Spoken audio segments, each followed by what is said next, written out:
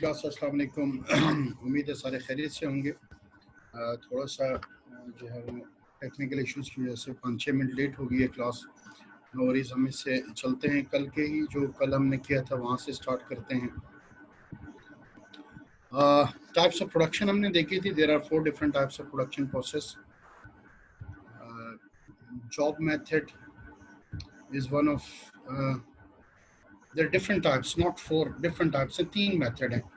Types of production 4th topic है आपके chapter का।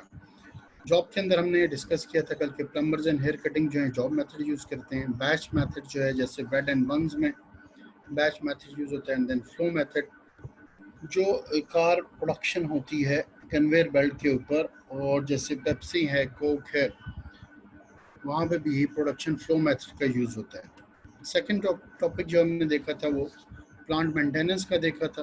ठीक है, इसके अंदर जैसे इन्वायरमेंट प्रोडक्शन की मैंने बात की थी, तो ऐसी कार्बन एमिशंस, ऐसी एमिशंस जो कि इन्वायरमेंट को डेंजर करती हैं, उसके लिहाज से इन्वायरमेंट वाले इन्वॉल्व होते हैं और वो लेजिस्लेशन करते हैं कि फैक्ट्रीज़ की जो हैं, जो प्लांट्स हैं, उनको मेंटेन किया जाए ताकि उनकी लेस कार्बन एमिशन हो, और ऐसी एमिशंस जो कि सराउंडिंग की पॉपुलेशन को डैमेज करते हैं वो एमिशंस ना हो, उनके प्लांट जो है वो मेंटेन हो।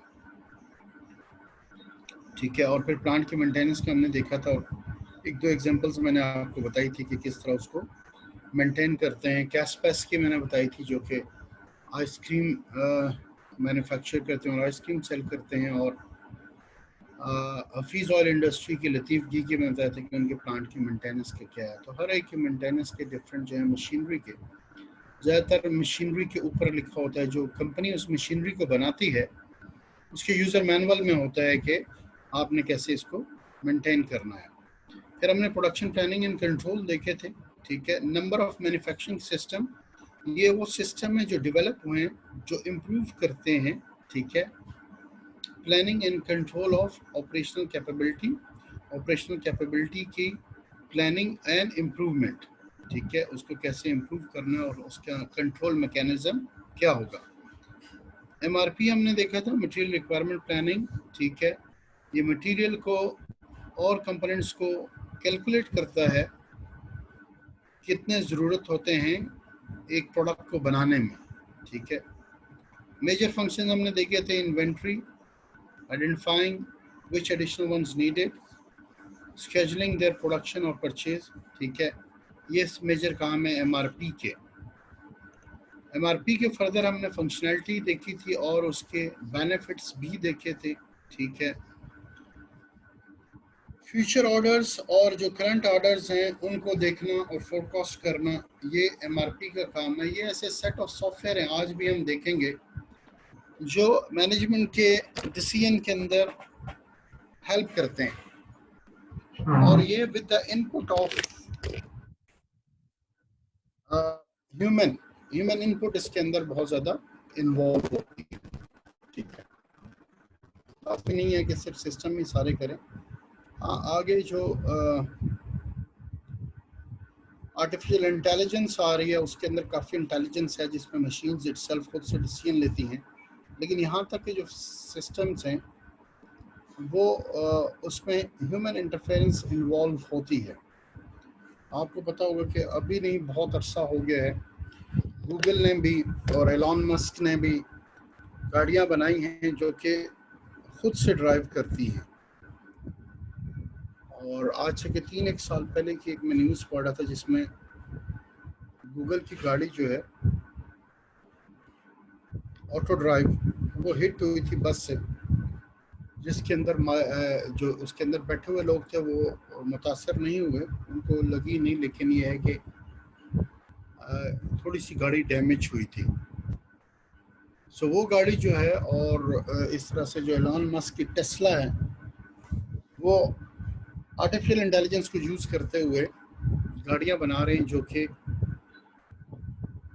खुद से चलती हैं। ठीक है, ड्राइवरलेस कार्स हैं, और उनके अंदर इतनी इंटेलिजेंस है कि वो हर चीज़ को देख सकें, रोड के ऊपर सिग्नल्स को भी, लोगों को भी, गाड़ियों को भी, और उनके सेंसर्स हैं जो कि सेंस करते हैं और देखते हैं, और कैमरास हैं जो कि ये सारे रोड के ऊपर वॉच करते हैं। अमेज़ॉन ने ड्राइवरलेस कार्स के ऊपर डिलीवरी करना स्टार्ट कर दी है। लोगों के पैकेट्स ड्राइवरलेस कार्स के अंदर डिलीवर हो रहे हैं। खैर अमेज़ॉन ने तो ड्रोन को भी कर दिया, और ड्रोन के अंदर वही बात आती है, एड्रेस फीड है और अमेज़ॉन के ड्रोन जो हैं वो डिलीवर कर रहे हैं घरों में, ठीक है, उनके अमेज़ॉन के पैकेट्स को। तो यहाँ पे इसके जहन में रखें कि एमआरपी ये जो हम सॉफ्टवेयर पढ़ रहे हैं इसमें टोटली ये सॉफ्टवेयर काम नहीं कर रहे, इसमें ह्यूमन इन्वॉल्वमेंट भी है, ठीक है। तो ये डिसीजन सपोर्ट सिस्टम्स हैं जो कि आज का टॉपिक भी है। ये ऐसे सिस्टम्स हैं जो आपको based on history and data जो उसके पास मौजूद है वो आपको बता देंगे कि आपने ऑर्डर्स कितने करने हैं। लास्ट ईयर इस टाइम पे हमने कितने किए थे, लास्ट वीक कितने किए थे, इस वीक कितने कर रहे हैं। तो ये खैर सारी चीज़ें ऐसी हैं जो कि सिस्टम्स बताते हैं। तो इसके अंदर हमने बताया कि identifying firm orders and forecasting future orders with confidence, forecast कर लेना कि फ्यूचर में हमें कितने चाहिए कॉन्फिडेंस के साथ। Orders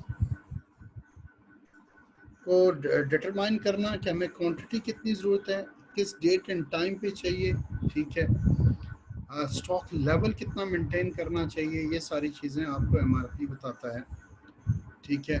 and automatically placing purchase order भी जनरेट कर देता है, ऑटो जनरेटेड फैसिलिटी भी अंदर मौजूद होती है। और बाद सॉफ्टवेयर के अंदर चेक्स होते हैं, सिंपल एक चेक को क्लिक कर दिया, टिक कर दिया, तो दैट्स मीन वो ऑटो जनरेट कर सकता है। और सम टाइम मैनेजर उसको देख लेता है कि अभी इसको ऑटो जनरेशन नहीं है, मैं खुद से देखूंगा, और कंडीशन फर्दर कंडीशन वो देखते हैं, स्टोर टाइमिंग्स देखते हैं, कोई स्ट्राइक तो नहीं है। अगर कोई स्ट्राइक हो गई और आपको पता है कि आने वाली हड़ताल के दिनों में सेल नहीं होगी, ठीक है, और ट्रैफिक जैम होगी और यहाँ पे रोड ब्लॉकेज होगी, मेरी बात अंडरस्टैंड कर रहे हैं, तो दैट्स वाई वो उस चेक को अनचेक कर देता है कि ऑटोमेटिकली जनरेट ना कर दे ऑर्डर, और नेक्स्ट वीक जिसमें हमारी सेल नहीं होनी है उस वीक के 1 या 2 दिनों में, तो उसमें वैसे ही हमारे पास स्टॉक ना मौजूद हो, क्योंकि ऑलरेडी स्टॉक जो है, क्योंकि सिस्टम ने फोरकास्ट करना है, तो ऑलरेडी स्टॉक मैनेजर को पता है कि ये सेल नहीं होगा,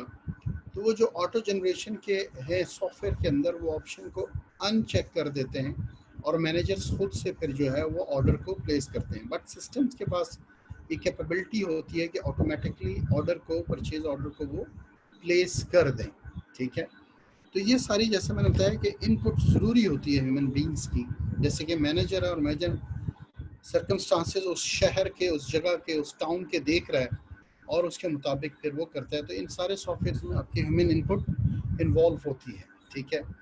फिर बेनिफिट्स हैं, इन सारे के रिस्पेक्टिव बेनिफिट्स हैं, ठीक है। ऑर्डर्स मीट होंगे, स्टॉक जो है, शॉर्टेज जो है वो आपकी नहीं होगी, सिस्टम स्मूथ रन होगा, ठीक है। ये सारे ऐसे बेनिफिट्स हैं जो कि हमने कल देखे थे, जो कि एसोसिएटेड हैं आपके जब मैंने आर यूजिंग एमआरपी। ये सारे स्टेटेड बेनिफिट हैं।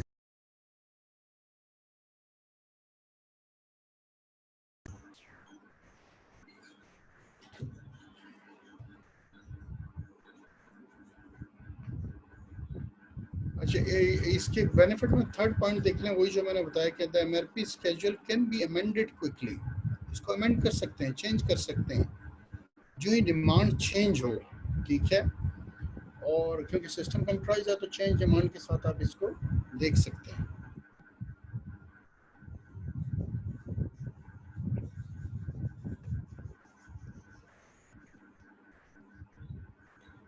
MRP2 is the extension of MRP1, ठीक है। लेकिन MRP के जो 1 के फंक्शंस हैं उसके साथ साथ ये financial requirement planning, equipment utilisation और लेबर स्केजुलिंग भी करता है।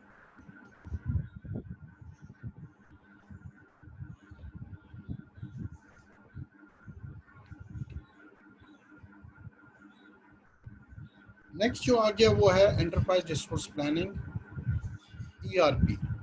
ये बहुत कॉमनली अब यूज़ हो रहा है और मोस्टली लोग जो हैं ERP को यूज़ करते हैं, although it's bit of costly, ये कॉस्टली सॉफ्टवेयर है, लेकिन ये बिग कॉरपोरेशंस के लिए बनाया गया है, जिसकी वर्किंग भी बहुत ज़्यादा है, ठीक है, और जो इसको अफोर्ड भी कर सकता है, जिसके डिपार्टमेंट्स भी ज़्यादा हैं और वो उनकी रिक्वायरमेंट को समहाउ फुलफिल करता है। एंटरप्राइज रिसोर्स प्लानिंग, ठीक है। अच्छा, ईआरपी के अगर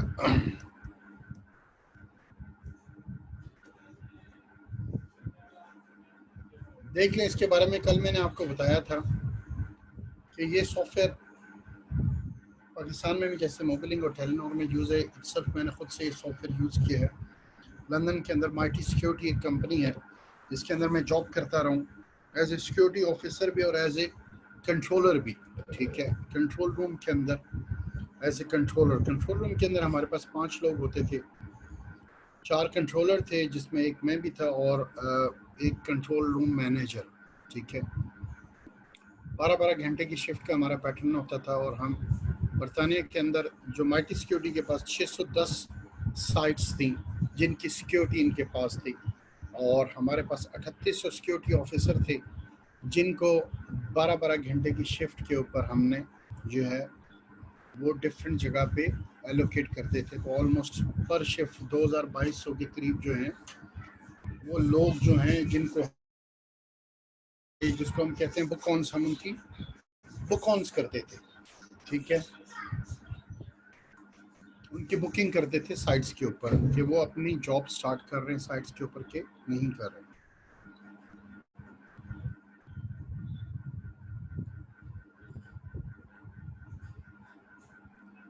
हमारा ये सॉफ्टवेयर था, अगर मैं डिपार्टमेंट्स बताता चलूँ तो हमारे जो ऑपरेशंस का डिपार्टमेंट था जिसमें हम मेजरली हम इन्वॉल्व थे। कंट्रोल रूम भी इसी सॉफ्टवेयर को यूज़ करता था। हमारे ऑफिस के हमारे रूम के बाहर हॉल में स्केजुलिंग वाले बैठते थे, वो इसी सॉफ्टवेयर के ऊपर स्केजुलिंग करते थे। वो स्केजुलिंग करते थे सिक्योरिटी ऑफिसर्स की, उनको साइट एलोकेट करते थे और उनकी शिफ्ट्स डिफाइन करते थे कि मॉर्निंग में है या इवनिंग के अंदर, ठीक है। उस आगे नेक्स्ट रूम के अंदर अकाउंट्स वाले बैठते थे, वो भी इसी सॉफ्टवेयर को यूज़ करते थे। फिर कॉन्ट्रैक्ट्स मैनेजर हैं जो कि साइट्स के ऊपर कॉन्ट्रैक्ट लेते थे और हर कॉन्ट्रैक्ट मैनेजर के पास डिफरेंट साइट्स होती थी। कॉन्ट्रैक्ट्स मैनेजर भी इसी सॉफ्टवेयर को यूज़ करते थे और ये सॉफ्टवेयर ईमेल्स भी सिस्टम भी इसी के अंदर था। पीछे जाए एचआर मैनेजर भी और एचआर का पूरा डिपार्टमेंट भी इसी सॉफ्टवेयर को यूज़ करता था। और इसी तरह हायर अप्स जो हायर अथॉरिटीज़ हैं, मैनेजमेंट एंड टॉप बॉस जो सीईओ हैं, उनके पास भी यही सॉफ्टवेयर था। और इसी सॉफ्टवेयर के ऊपर जो कि एक सेंट्रलाइज्ड डेटाबेस के थ्रू हैं और सारे इससे कनेक्टेड हैं, इस सॉफ्टवेयर के अंदर होते हैं, सारे उससे कनेक्टेड होते हैं। अब एक चीज़ है, उसके अंदर एक्सेस हर एक के पास डिफरेंट है, ठीक है। अगर मैं अपने से रिलेटेड मेरी वेजेस कितनी बन गई हैं, जो मैंने जितने अर्सा जॉब की है उसकी by the end of month या मंथ के बीच में भी पता करना चाहूँ तो I have to go to the accounts department में, उनसे पता कर सकता हूँ। उसकी एक्सेस मेरे पास नहीं है, या फिर जो मेरा मैनेजर है उस मैनेजर के पास वो एक्सेस होती है और वो उसको देख के बता सकता है। तो डिफरेंट एक्सेस लेवल होते हैं। अगर मेनली काम हमारा बुक ऑन्स का है तो हम सिक्योरिटी गार्ड्स को बुक ऑन करना है जिनकी शिफ्ट फोर्स 9 बजे स्टार्ट हो रही है। तो सिस्टम के अंदर हमारे पास जो सामने विंडो है उसमें वो येलो होना शुरू हो जाते हैं 8:45 पे। 8:50 पे बॉक्सेस बने हुए हैं और उनकी ड्यूटीज़ हैं वो ब्लू होते हैं। 8:55 पे वो रेड होना शुरू हो जाते हैं। उनमें से कितने ऐसे सिक्योरिटी गार्ड्स हैं जो कि ऑटोमेटेड सिस्टम के थ्रू शिफ्ट पे लॉग इन हो जाते हैं और वो ब्लू भी इवन येलो लेवल पे ही ख़त्म हो जाते हैं। तो जो अब हमारे पास रह जाते हैं मैनेजमेंट के लिए, वो रह जाते हैं सिर्फ जो कि अब रेड हो चुके हैं और इनको हमने बुक ऑन करना है। तो फिर हम उनको कॉल्स करके उनको बुक ऑन करते थे।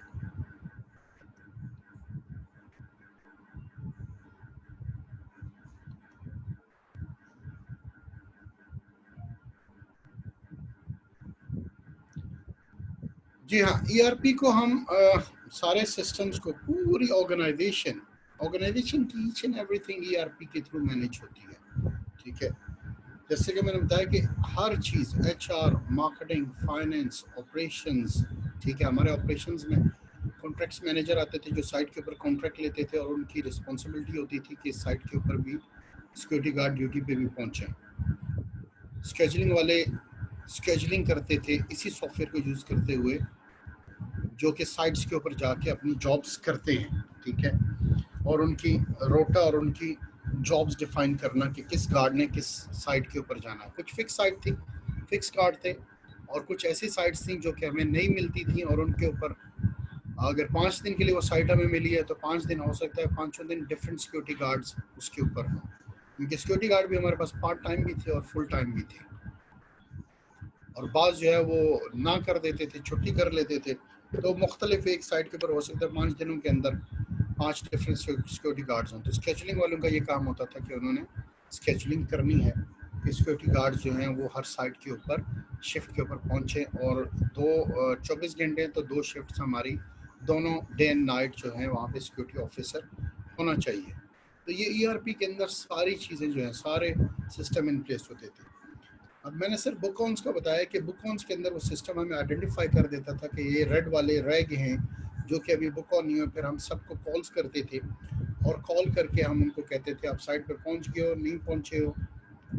और जो पहले वाला सिक्योरिटी गार्ड है अगर वो लेट है तो पहले वाले सिक्योरिटी गार्ड को हम कॉल करके बताते थे कि आपने अपनी शिफ्ट नहीं छोड़नी है, दूसरा लेट आ रहा है, आपकी जो एक्स्ट्रा टाइमिंग है वो हम आपके बिल में एडजस्ट कर देंगे, उसका आपको हम पे कर देंगे। तो ये सारी चीज़ें हैं कि जो आपस में वो एडजस्ट कर लेते हैं, जो हम करते थे। हमारी कंपनी के पास की होल्डिंग भी थी, साइट्स की की होल्डिंग। फर्स्ट नाइट शिफ्ट में हमारे पास एक कॉल आती है। सिक्योरिटी कंपनीज हैं जो कि डिफरेंट साइट्स के ऊपर सिक्योरिटी अलार्म्स लगाए हुए हैं।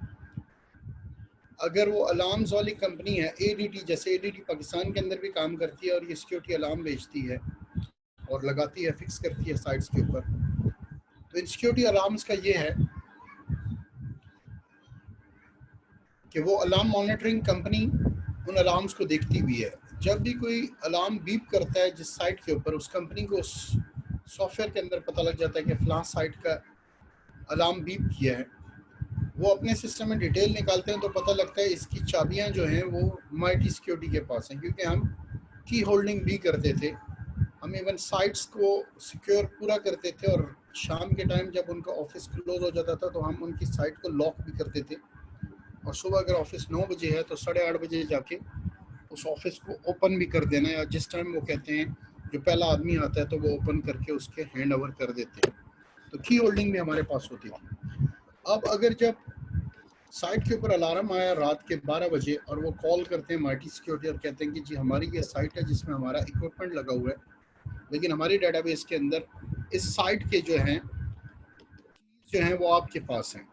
अब इस सॉफ्टवेयर के अंदर ये भी थी कि हम उस साइट को ओपन करते थे और कहते थे यस हमारे पास है, उसी सिस्टम के अंदर ERP के अंदर, और उसी सिस्टम के अंदर हमारे पास उस साइट के ऊपर आज के दिन में जो गाड़ी वाला है, हम उसे कहते हैं मोबाइल गाड़ी वाला। रात के टाइम हमारे पास 4 गाड़ियाँ होती थी और उनके ड्राइवर्स होते थे जो इन्हीं तरह के इश्यूज को डील करते थे।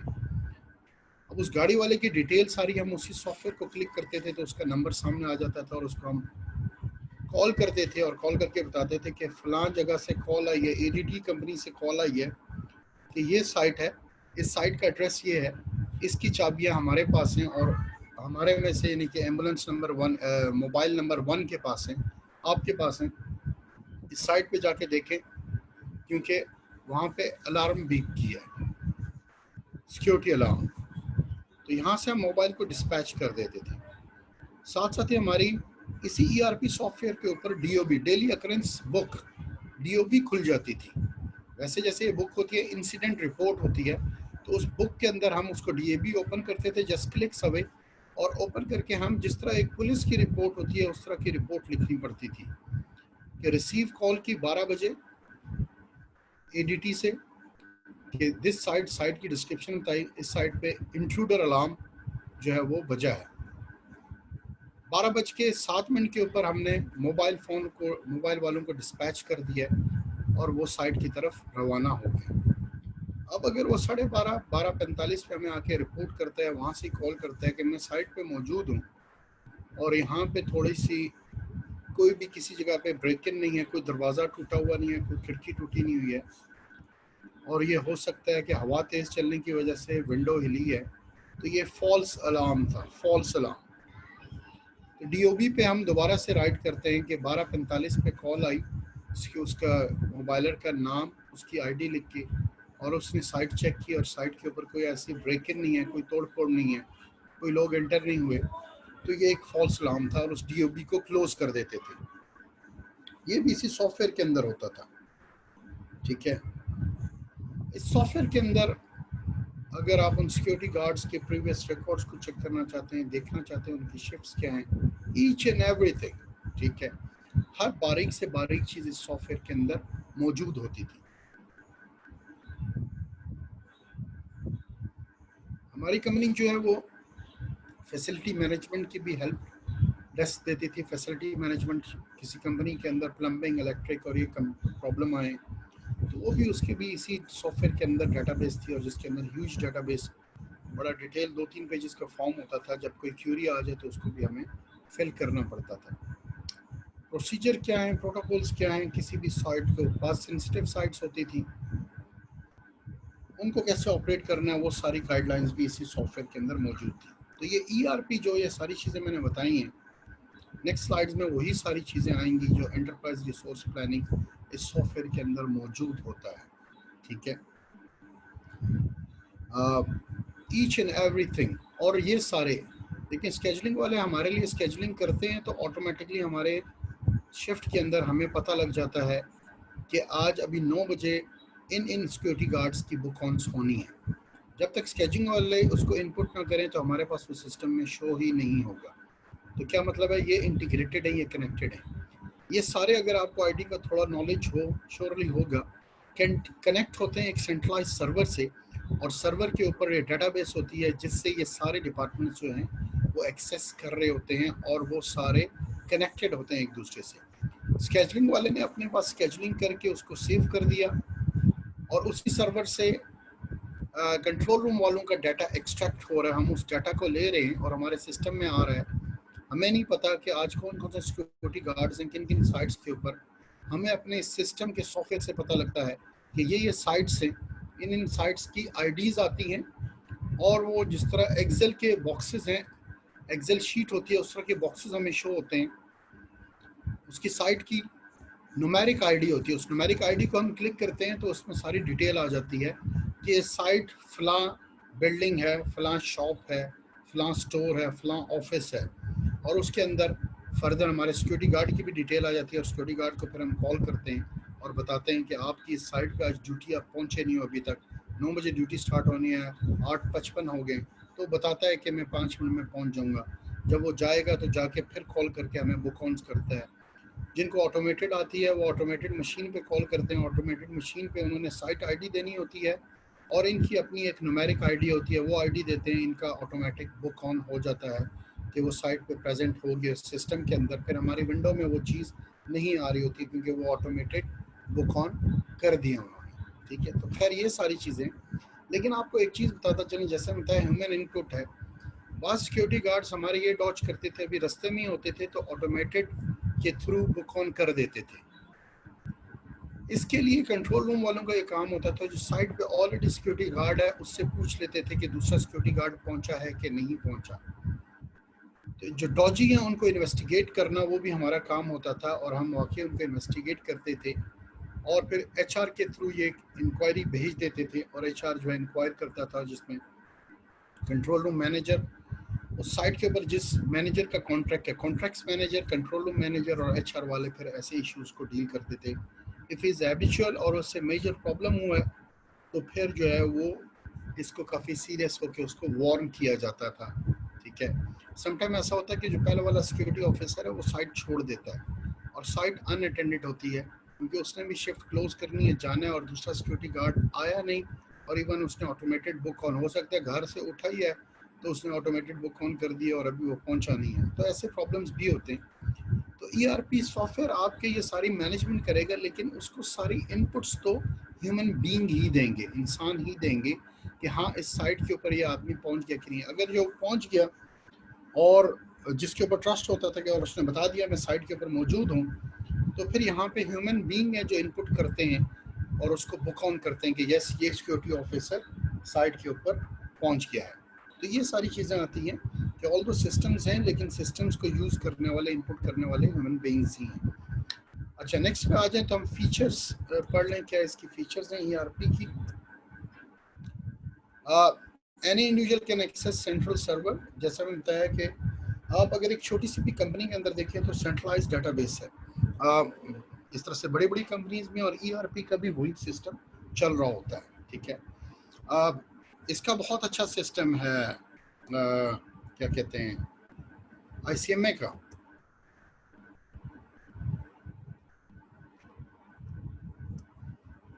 अच्छा जी, डिस्टॉर्शन आ रही है किसी को मेरी आवाज़ में तो काइंडली मुझे मैसेज कर दें। एजाजुल्लाह का मैसेज आया कि डिस्टॉर्शन आ रही है। आ रही है तो यस कर दें, नहीं आ रही है तो नो कर दें।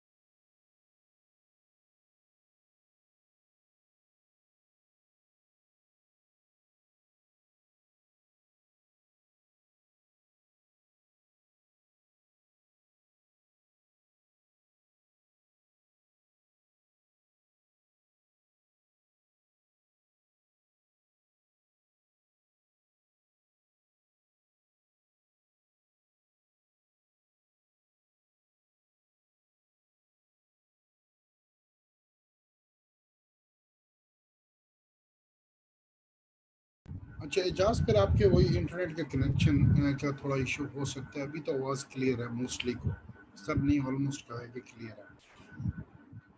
अच्छा, फीचर है जैसा मैंने बताया कि सेंट्रलाइज्ड डेटाबेस से कनेक्टेड होते हैं, सेंट्रल सर्वर होता है जिससे ICMA का मैं पहले बता चुका हूँ जैसे कि सेंट्रल सर्वर है। इवन इस्लामाबाद भी कनेक्टेड होता है सेंट्रल कराची से, ठीक है। तो यहाँ पे भी IT के जितने भी काम हैं वो सेंट्रलाइज है। और अगर सम टाइम कराची के अंदर कोई सर्वर में इशू आता है तो उसके इम्पैक्ट इस्लामाबाद के भी है कि सिस्टम डाउन है, सिस्टम नहीं चल रहा, सेंट्रली जो है वो आप डेटाबेस को एक्सेस नहीं कर सक रहे, या स्टूडेंट के अटेंडेंस नहीं लगा रहे, या मार्क्स नहीं एंटर कर सक रहे। तो ये सारी चीज़ें आती हैं। ERP के अंदर भी ये है कि हर कोई एक्सेस होता है। जैसे मैंने बताया कि उसको हम सर्वर रूम कहते हैं अक्सर मोस्टली कंपनीज के अंदर। IT रूम या IT and telecom division, what ever is the name of that department, जिसके अंदर IT की टीम बैठती है और उसके अंदर आपकी ये मशीन भी मौजूद होती है। एक सर्वर है, एक से ज़्यादा सर्वर है, तो वो सर्वर आपके वहाँ पे लगे हुए होते हैं, ठीक है। डिसीजन सपोर्ट फीचर्स, ठीक है, ये आपको हेल्प करती हैं डिसीजन मेकिंग के अंदर। ओल्ड डाटा लेके, जैसे हम ऑलरेडी पढ़ चुके हैं MRP 2 के अंदर। आज लेक्चर के शुरू में भी मैंने डिस्कस किया था कि आपके डिसीजन सपोर्ट सिस्टम्स हैं, ये आपको पॉसिबल अल्टरनेटिव्स दे देते हैं कि ये एक दो अल्टरनेटिव्स हैं, इसमें से जो भी आप चूज़ करें बेस्ड ऑन हिस्टोरिकल डाटा, ठीक है। जैसे सिस्टम आपको बताएगा कि on the basis of sales, current sales and the previous data आपको इतना ऑर्डर करना चाहिए ये सामान।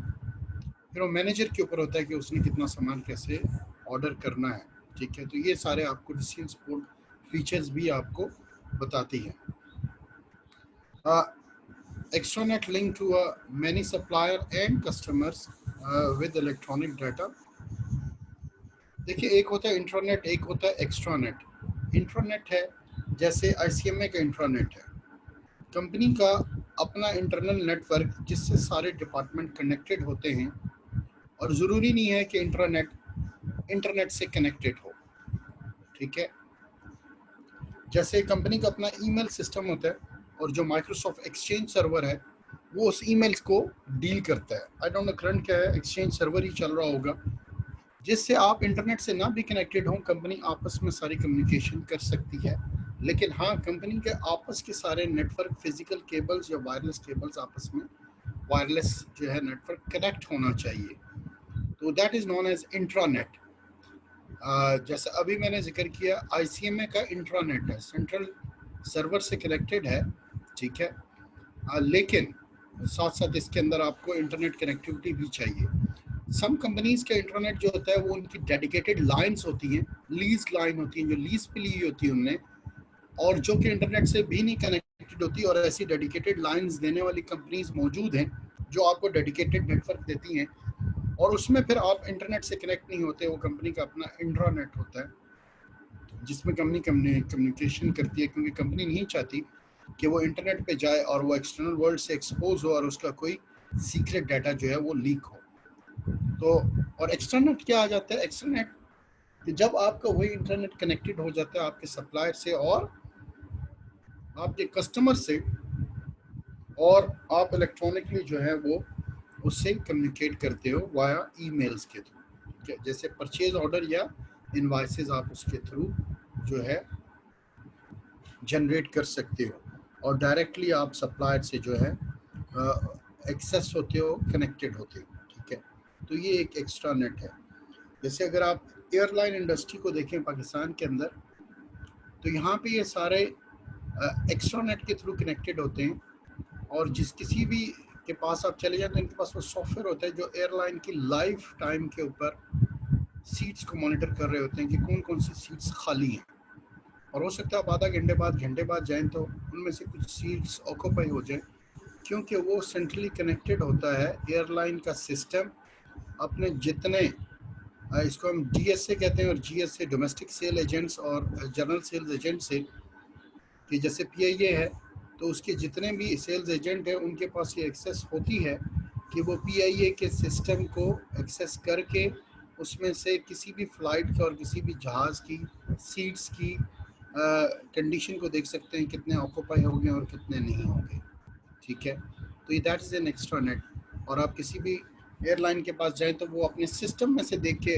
किसी भी ऑफिस में जाएं जो कि टिकट सेल कर रहे होते हैं पीआईए के, तो अपने सिस्टम में से देख के बता देते हैं कि कौन कौन सी सीट्स अभी अवेलेबल हैं इसके अंदर। तो वो live via extranet check कर रहे होते हैं पीआईए के मैन सर्वर के ऊपर कि पीआईए की अभी कौन कौन सी बुकिंग हो चुकी है, कौन कौन सी नहीं हुई है। तो दैट्स एन एक्स्ट्रा नेट। अच्छा, ईआरपी के अगर प्रोज एंड कॉन्स देखें, मेन एडवांटेजेस एंड डिसएडवांटेजेस, ठीक है। Can easily share between the departments, ठीक है। डिपार्टमेंट्स के अंदर शेयर हो सकता है, जैसे बताया सेंट्रलाइज्ड डेटाबेस है जिसके थ्रू सारे एक दूसरे से कनेक्टेड होते हैं। बेटर मॉनिटरिंग एंड फोरकास्टिंग, ठीक है, इससे बहुत अच्छी मॉनिटरिंग एंड फोरकास्टिंग है, क्योंकि ये एक्सटेंसिव और डिटेल सॉफ्टवेयर है जिसके अंदर आपके पास ऑलरेडी डिसीजन सपोर्ट सिस्टम्स हैं जो आपको मॉनिटरिंग एंड फोरकास्टिंग करके देते हैं। फोरकास्टिंग फ्यूचर के अंदर क्या चीज़ें और किस लिहाज से जरूरत होगी वो फोरकास्टिंग है। और मॉनिटरिंग के लिए अगर मैं सॉफ्टवेयर कहूँ तो इससे अच्छा सॉफ्टवेयर कोई नहीं है, ठीक है। चाहे आपने मटेरियल्स के बारे में देखना है, चाहे आपने अपने ऑपरेशंस को डील करना है। मैंने वन ऑफ द एग्जांपल आपको जो सिक्योरिटी कंपनी की दे दी है, उसके अंदर जो भी ऑपरेशंस है उन सारे ऑपरेशंस को आप इजीली इस ईआरपी सॉफ्टवेयर के अंदर मैनेज कर सकते हैं। मैंने आपको अलार्म का भी बताया, तो इवन अलार्म के अंदर भी जो साइट आती है उस साइट को ओपन करके आप देख सकते हैं कि आज कौन सा मोबाइल वाला, कौन सा गाड़ी वाला इस साइट के ऊपर मौजूद है जिसके पास इसकी चाबियां हैं, और जाके साइट पे ये देख सकता है कि साइट पे कोई इशू तो नहीं है। तो each and everything can be monitor, ठीक है, फ्रॉम दिस सॉफ्टवेयर। एम्प्लॉयज़ की कितनी उन्होंने शिफ्ट्स की, कितनी उनकी वेजेस बनती हैं, कितनी सैलरीज बनती हैं, इसके थ्रू है। स्केजुलिंग, कितने सिक्योरिटी गार्ड्स अवेलेबल हैं, उनको कितनी साइट्स के ऊपर किस तरह से और कौन सी शिफ्ट के अंदर लगाना है, ये सारा कंट्रोल एंड मॉनिटरिंग इसके ऊपर हो रहा है। एचआर के पास कंप्लीट डेटाबेस है, उसके अंदर वो सिस्टम आईडी के ऊपर उस एम्प्लॉय आईडी को सिंपल क्लिक करके देख सकता है कि इसकी कितनी छुट्टियां हैं, कितनी नहीं हैं, इसके डिसिप्लिनरी एक्शन तो कोई नहीं हुआ ऑलरेडी, काउंसलिंग कितनी दफा हुई है। सो हर एक जो डाटा है वो उसके अंदर डेटाबेस में स्टोर होता है, और वो आप इजीली उसको रिट्रीव कर सकते हैं और इजीली आप मॉनिटरिंग कर सकते हैं, ठीक है। अगर हम ऑपरेशन में, क्योंकि इससे पहले हम प्रोडक्शन के बारे में देखते आ रहे थे, तो स्टॉक एंड इन्वेंट्री और मटेरियल प्रोक्योरमेंट और सप्लायर रिलेशनशिप, सप्लायर की ग्रेडिंग, ये सारी चीज़ें भी आपके इस ERP के थ्रू हो सकती हैं, उसको आप देख सकते हैं। ठीक है, अगर आप इस ICMA के सिस्टम को कहें तो यू कैन से कि most of the things ICMA के इन सिस्टम के ऊपर कंप्यूटराइज्ड हो रही हैं। इवन स्टूडेंट्स भी एडमिशन्स और उनकी क्लास एलोकेशन, उनका रोल नंबर देना, टीचर्स की सैलरी वो, और अभी जो है ऑलमोस्ट आई वुड नॉट से कि इट्स अ कंप्लीट ये ERP, but it's a sort of A ERP system जो ICMA के पास है। उसके अंदर भी ये सारी चीज़ें, ऑलमोस्ट काफ़ी चीज़ें जो है ओवरऑल एक सॉफ्टवेयर के ऊपर ही सारी मैनेज हो रही है। कॉस्ट को लोअर करेगा श्योरली, आपकी सारी मैनेजमेंट ओवरऑल पूरी कंपनी आपके एक सॉफ्टवेयर के ऊपर है, तो आपकी कॉस्ट वाकई कम होगी। कस्टमर सर्विसेज इम्प्रूव होती है अगर हमारे सिक्योरिटी ऑफिसर सही बुक ऑन है और जो कस्टमर की रिक्वायरमेंट है वो फुलफिल हो रही है, तो वो कस्टमर सेटिस्फाइड है। Processes can be streamline, yes they are streamline, वो एक ही साथ, क्योंकि सेंट्रलाइज सर्वर है, सेंट्रली कनेक्टेड है, तो वो स्ट्रीमलाइन हैं आपके प्रोसेसेस सारे। अच्छा, डिसएडवांटेजेस जो मैं नहीं समझता कि ये इसके अगेन डिसएडवांटेजेस हैं, because I been using ERP, so that's why आप कहें कि ये उसकी जो है वो डिसएडवांटेजेस हैं। ठीक है, देखिए cost sometime in terms of a software या सिस्टम के लिहाज से, ठीक है, वो आप कह सकते हैं कि आ जाती है कि वो कॉस्ट ज़्यादा है, क्योंकि सिस्टम्स को बिल्ड करना या ऑलरेडी बने हुए सिस्टम को इन प्लेस करना, ये कॉस्ट लगती है। और जब ERP आप इंस्टॉल करते हैं तो आपको ओवरऑल चेंज लेके आना पड़ता है पूरी ऑर्गेनाइजेशन के अंदर, उस चेंज को मैनेज करना पड़ता है, ये आपकी कॉस्ट जो है वो आती है। May be too rigid to fulfil the needs of the organisation, maybe, इसमें मे बी का वर्ड ऑथर ने यूज किया, and that is really maybe. इसके अंदर इतनी रिजिडिटी होती नहीं है, ये फ्लेक्सिबल है, और बाज़ सॉफ्टवेयर जो डेवलप करने वाली कंपनीज है वो इसको कस्टमाइज कर देती हैं according to the requirement of customer की रिक्वायरमेंट के अकॉर्डिंग उसको कस्टमाइज कर दिया जाता है। ठीक है, टेक्निकल सपोर्ट अगेन वही बात, डिपेंड करता है आपने किससे लिया है। आपने खुद से डेवलप किया तो आप तो आपके पास वो टीम होनी चाहिए जो कि इस सारे सिस्टम को मैनेज कर सके, फिर तो कोई इशू नहीं है। ठीक है, अगर नहीं है आपके पास टेक्निकल टीम, तो फिर तो बहुत प्रॉब्लम है आपके पास कि आप कैसे इसको मैनेज करेंगे। ठीक है, अब I would really appreciate, it's not like I am teaching in ICMA, लेकिन but I am teaching in other universities as well, तो मुझे पता है कि ICMA ने बड़ा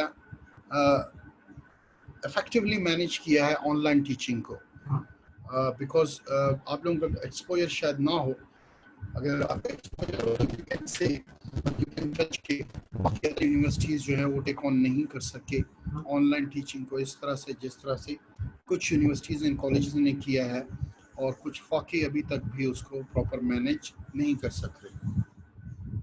सो टेक्निकल सपोर्ट डिपेंड करता है, अगर कंपनी सही नहीं है तो वो टेक्निकल सपोर्ट आपको शायद ना दे। हमारे सॉफ्टवेयर के अंदर अगर कभी प्रॉब्लम आए, और ये हमने सामने देखा भी है, तो रिमोटली जो है वो मॉनिटर कर रहे होते हैं, और रिमोटली आदमी जो है हमारे सिस्टम के अंदर जो इस कंपनी का है वो एंटर हो के और उन प्रॉब्लम्स को, बग्स को, एरर को जो है वो फिक्स कर देता है।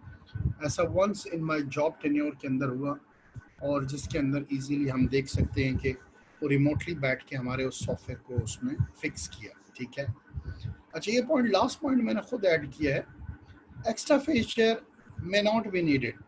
ये ERP सॉफ्टवेयर इतना बड़ा सॉफ्टवेयर होता है, इतना बड़ा सॉफ्टवेयर है, और इसके अंदर इतनी एक्स्ट्रा फीचर्स होते हैं कि हो सकता है एक कंपनी को 20, 30, 40% वो जो फीचर्स हैं वो रिक्वायर ही ना हो, लेकिन बाकी चीज़ें उसकी बहुत काम की हैं और कंपनी उस सिस्टम को इन प्लेस कर ले।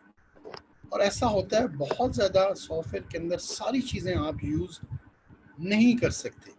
जो वर्ड के यूज़र हैं या जो एक्सेल के यूज़र हैं और पावर पॉइंट के यूज़र हैं, आपको खुद से पता होगा कि इस पावर पॉइंट के अंदर हो सकता है आप 50-60% ऐसी फीचर्स हैं जिनको आपने कभी यूज़ ही ना किया हो, या आपकी वर्किंग ही ना हो उस टाइप की। तो ये एक्स्ट्रा फीचर ERP तो इनसे भी बहुत ज़्यादा एक्सटेंसिव है, तो समटाइम एक्स्ट्रा फीचर्स हैं जो आपको ज़रूरत नहीं है और वो वैसे आपके एक सिस्टम के अंदर मौजूद हैं। So that may be one of the disadvantage. इसको मैंने ऐड किया है इसके अंदर क्योंकि ERP को मैंने देखा है ये बहुत ही एक्सटेंसिव और बड़ी डिटेल के अंदर इसके अंदर चीज़ें मौजूद होती हैं। ठीक है, ये प्रोज एंड कॉन्स हैं। लास्ट जो 6.4 है प्रोडक्शन प्लानिंग एंड कंट्रोल के अंदर है वो OPT। ठीक है, अगर हम इसी स्लाइड के ऊपर देख लें तो हमने यहाँ पे 4 देखे थे प्रोडक्शन प्लानिंग एंड कंट्रोल के। 4 आप कह सकते हैं मैन्युफैक्चरिंग सिस्टम के या ऑपरेशनल कैपेबिलिटी को आपने कैसे इम्प्रूव करना है, कंट्रोल एंड ऑपरेशन को। In short production planning and control के 4 वेरियस सॉफ्टवेयर्स हैं जिसके थ्रू आप एंड टेक्नोलॉजी है जिसके थ्रू आप अपने प्रोडक्शन को प्लान और कंट्रोल कर सकते हैं। MRP, MRP2, ERP और लास्ट क्या है ऑप्टिमाइज प्रोडक्शन टेक्नोलॉजी जो कि ये 6.4 आ गया। ठीक है, optimized production technology, that's another approach or a system to production planning। production planning की एक और approach है। ठीक है, या एक system है। ये कंप्यूटर बेस्ड मैनेजमेंट सिस्टम है। अगेन जो बाकी भी हैं वो कंप्यूटर बेस्ड ही हैं। ठीक है, यूज फॉर प्रोडक्शन प्लानिंग। अगर हम अपनी हेडिंग ही देख लें जो 6 किया that is about the production planning. तो ये अनदर अप्रोच अनदर सिस्टम है। किस लिए यूज होता है? It's a computer based system use for production planning and scheduling, seeking a goal of throughput maximization through the following। कि आपने जो थ्रूपुट है उसको मैक्सिमाइजेशन, आउटपुट को कैसे आपने मैक्सिमाइज करना है, उसकी ज़्यादा आपने प्रोडक्टिविटी कैसे लेनी है, ये वो सॉफ्टवेयर है जो कि आपकी प्रोडक्शन की प्रोडक्टिविटी को इंक्रीज करने में, मैक्सिमाइज करने में आपकी मदद करता है। और ये क्या है? OPT is a computer based management system. ठीक है, थ्रू द फॉलोइंग क्या है? कंटिन्यूड है। अगर आप देख रहे हैं बैक स्लाइड से कंटिन्यू क्या है? Optimise production technology OPT through the following, that's a balance flow. ठीक है, फ्लो का बैलेंस रखना, नॉट कैपेसिटी की बात कर रहा है। ठीक है, और सेकंड पॉइंट है मिनिमाइजेशन एंड और एलिमिनेशन ऑफ बॉटलनेक्स। ये सिस्टम क्या करता है? ऑप्टिमाइज प्रोडक्शन टेक्नोलॉजी ये फ्लो ऑफ चीज़ों का जो फ्लो है उसके अंदर एक बैलेंस रखता है। ठीक है, और दूसरा क्या काम करता है? मिनिमाइज करता है, कम करता है या बिल्कुल ही ख़त्म कर देता है बॉटलनेक्स को। ठीक है, बॉटलनेक श्योरली आप इससे वाकिफ होंगे इस वर्ड से। बॉटलनेक होता है जो बोतल का, अगर हम लिटरली इसको देखा जाए तो ये वर्ड निकला कहाँ से, ड्राइव कहाँ से हुआ है? आप किसी भी बोतल को देखते हैं उसका जो टॉप है वो जो है वो तंग होता है। ठीक है, अगर आप पेप्सी कोक की देख लें, आप पानी वाली बोतल देख लें तो जो उसके जो टॉप है वो हमेशा बहुत तंग होता है। इसको हम बॉटल नेक कहते हैं कि बोतल की नेक, उसकी गर्दन।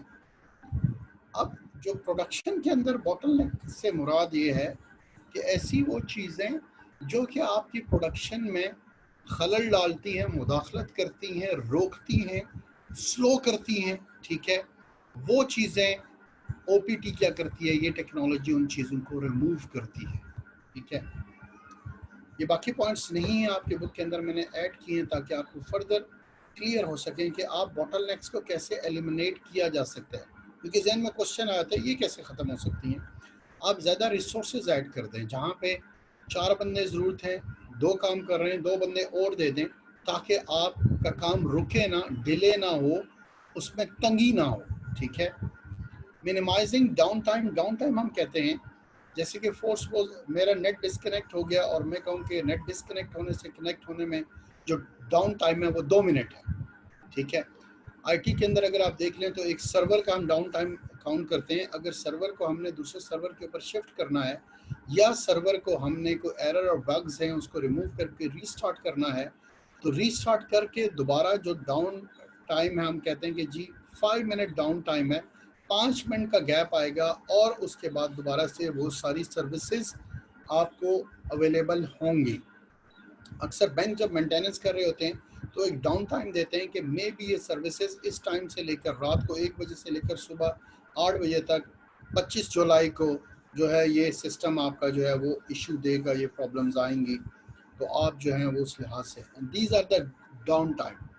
तो ये जो ऑप्टिमाइज प्रोडक्शन टेक्नोलॉजी है वो डाउन टाइम को, ये वो डाउन टाइम है जब आपकी मटेरियल फ्लो के अंदर नहीं आ रहा और काम रुक गया है, ठीक है। तो ये काम क्या करता है, ये उस डाउन टाइम को मिनिमाइज कर रहा है कि वो फ्लो में आने वाला जो मटेरियल है उसको 5 मिनट का गैप दे रहा है, 10 मिनट का गैप दे रहा है या 20 मिनट का दे रहा है, क्या ऐसी रीज़न है, उसको ज़्यादा से ज़्यादा कम से कम कर देना डाउन टाइम को।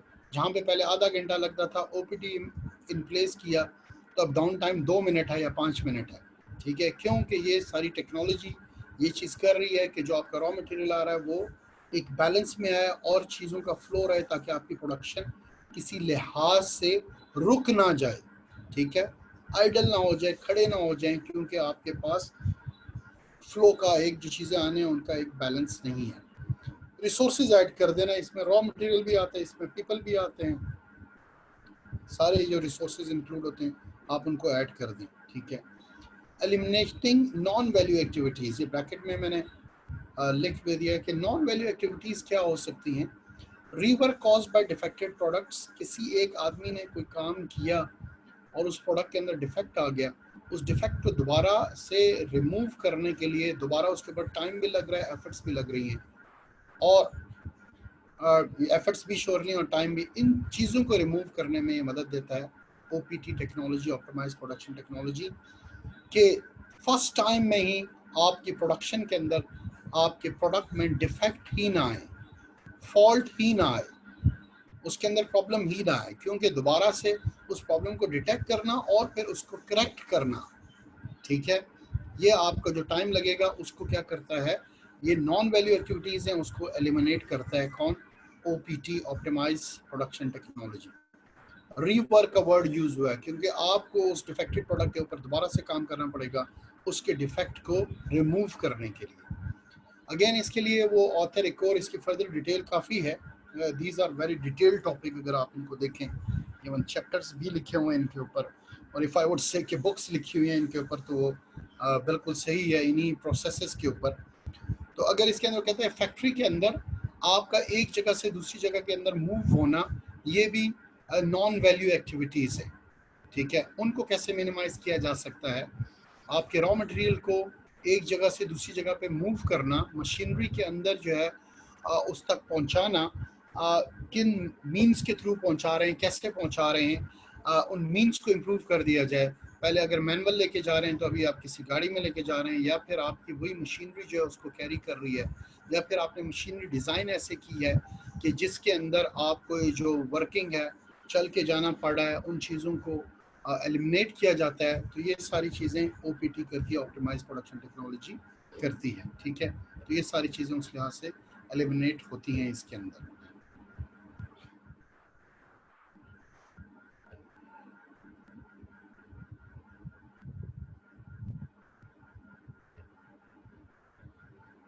अच्छा जी, क्लास नेक्स्ट टॉपिक पे चलते हैं, ठीक है। अगर दोबारा से मैं इसी को सिर्फ एक तो मेरा सिस्टम स्टक लग रहा है, इट्स वर्किंग।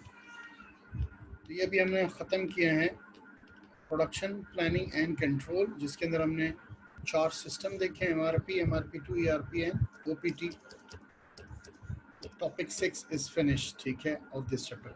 टॉपिक 7 जो है आपके चैप्टर नंबर 8 का, methods of managing operational capacity, ठीक है। कल कैपेसिटी जिक्र की थी मैंने, और ऑपरेशनल कैपेसिटी के अंदर हमने देखा था, और मैंने आपको राहत वोलन की एग्जांपल दी थी कि उनका सिस्टम जो है वो गर्मियों के अंदर आइडियल होता है और कोई काम नहीं हो रहा था, और स्टूडेंट ने क्वेश्चन किया था कि आप यूरोप की मार्केट को क्यों नहीं टैप करते, और आपके पास फैक्ट्री है, फ्रॉम धागे से लेकर आप फिनिश गुड तक खुद बनाते हैं, आपके पास मशीनरी है, और हैवी और एक्सपेंसिव मशीनरी जिस दौर में उन्होंने ली होगी वाकई वो है, स्पेस मौजूद है, लोग मौजूद हैं, HR है, ऑपरेशन है, मार्केटिंग तो खैर कोई भी नहीं था उनका, टेक्निकल बंदे हैं जो मशीनरी को ऑपरेट करते हैं उसके बारे में, ये सारी चीज़ें हैं।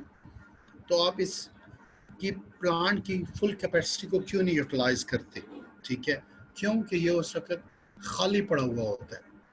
आपका प्लांट जो है जब गर्मियां होती हैं तो ये सम टाइम गर्मियों के 3-4 महीने उन्होंने खुद ही कहा था कि ये बिल्कुल बंद होता है। इसको जो लोकल जुबान के अंदर कहते हैं लेबर को बैठकी देना। बैठकी देने का मतलब है कि लेबर काम कुछ नहीं कर रही है, लेकिन आप उसको बैठने के पैसे दे रहे हैं कि वो सिर्फ बैठी हुई है और उसको बैठकी मिल रही है। तो यही क्वेश्चन है कि आप उस प्लांट की फुल कैपेसिटी को क्यों नहीं यूटिलाइज करते ताकि आपको इससे ज़्यादा से ज़्यादा रिटर्न मिल सके। ठीक है, अच्छा कुछ हैंड रेज हुआ था लेकिन मेरे पास कोई सामने यहाँ पे आया नहीं है। ठीक है, क्वेश्चन नहीं आया, स्टिल नो क्वेश्चन है। ठीक है, तो ये ऑपरेशनल कैपेसिटी को हमने इस टॉपिक के अंदर है कि आपने कैसे डिफरेंट मेथड्स हैं जो ऑपरेशनल कैपेसिटी को जो है वो मैनेज करते हैं। इसकी डिस्क्रिप्शन में ऑथर लिखते हैं कि balance customer demand with production capability. Customer की डिमांड, ठीक है, अब कस्टमर डिमांड कर रहा है और आपके पास प्रोडक्ट ही नहीं है। कस्टमर कह रहा है मुझे 100 यूनिट चाहिए, आपके पास 50 है, आपके पास वो कैपेबिलिटी नहीं है। ठीक है, या कैपेबिलिटी तो है और आपकी प्लांट की कैपेसिटी भी है, लेकिन आप उसको प्रॉपरली यूटिलाइज नहीं कर रहे। ठीक है, सो ये ऑपरेशनल कैपेसिटी के डिफरेंट जो हैं वो अप्रोचेस यहाँ पे ऑथर ने दिए हैं। सिर्फ ये जो है balance customer demand with production capability, आप कस्टमर की डिमांड को अपनी प्रोडक्शन की कैपेबिलिटी से कैसे मीट करते हैं, मैच करते हैं, that is managing operational capacity. इसके लिए उसने ऑथर ने क्या 3 possible approaches to capacity planning. पहला है लेवल कैपेसिटी प्लानिंग, सेकेंड है चेज डिमांड प्लान और थर्ड है डिमांड मैनेजमेंट प्लान। इसको क्लास अभी हम एक ब्रेक ले लेते हैं 5 मिनट की। ठीक है, 5 to 7 मिनट्स की ब्रेक होगी और उसके बाद हम देख लेते हैं सारी पॉसिबल अप्रोचेस को कि अप्रोचेस क्या हैं। ठीक है, let's see what's the time right now. 10:28 है, तो इंशाल्लाह 10:35 पे हम जो है वो इससे आगे स्टार्ट करेंगे। टॉपिक स्टार्ट करके फिर सेंटर में ब्रेक नहीं होती। तो ये level capacity plan, chase demand plan और डिमांड मैनेजमेंट प्लान हम जो है वो ब्रेक के बाद जो है स्टार्ट करते हैं।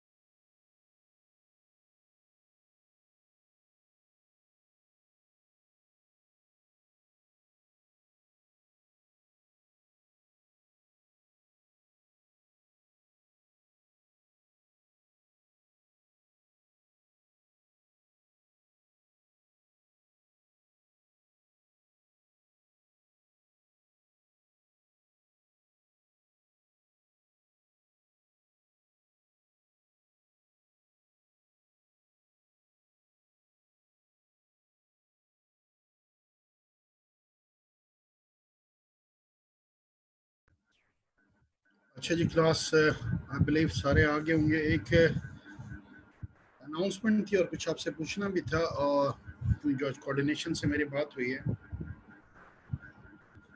आप में से if you people are there, आप में से कितने स्टूडेंट हैं जिनकी कल fundamental of cost, if I am not wrong, fundamental of cost की जो क्लास है, और वो 11:30 बजे है, क्योंकि मैंने आपको बताया था जैसे कि 11:30 बजे क्लास है मेरी कल आपसे।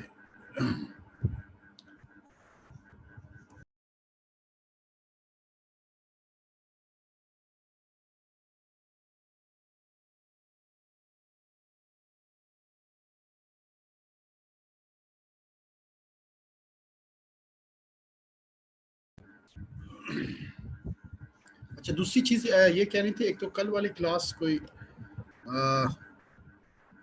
कल वाली क्लास नहीं होगी, कुछ एक्टिविटी है जो आईसीएमए की तरफ है, एंड पे है, और वो स्लॉट जो है बिजी होगी। लेकिन साथ साथ उन्होंने ये भी कहा है कि आप ये पूछ लें किसी स्टूडेंट का कंफ्लिक्ट तो नहीं आ रहा फंडामेंटल ऑफ कॉस्ट में। एक तो ये है कि कल मेरी क्लास नहीं होगी, जो कि मैंने आपको मंडे को बताया था कि वो 11:30 बजे होगी, और कुछ स्टूडेंट ने पूछा था कुछ उसमें। अब इसके बारे में एग्जैक्ट तो मुझे नहीं पता कि क्या था, कुछ क्यूरी थी कि हमारी शायद दूसरी क्लास भी होती है, और वो क्लास आज मुझे जो है वो कोऑर्डिनेशन से पता है कि स्टूडेंट से आज आपने पूछना है कि फंडामेंटल ऑफ कॉस्ट की तो कन्फ्लिक्ट तो नहीं आ रहा है इसके अंदर।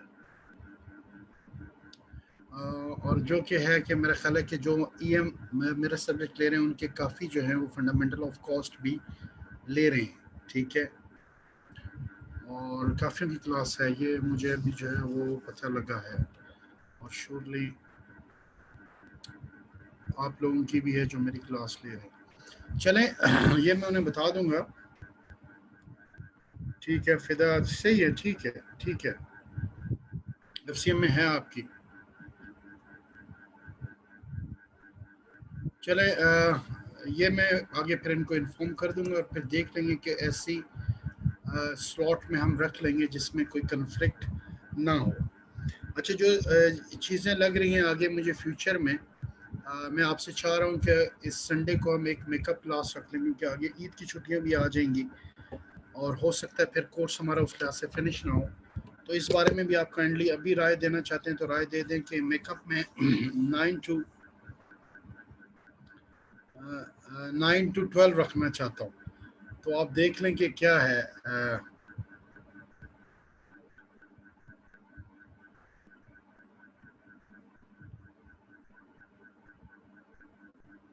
कि इस टाइम पे क्या हो सकता है, अवेलेबिलिटी है कि नहीं है।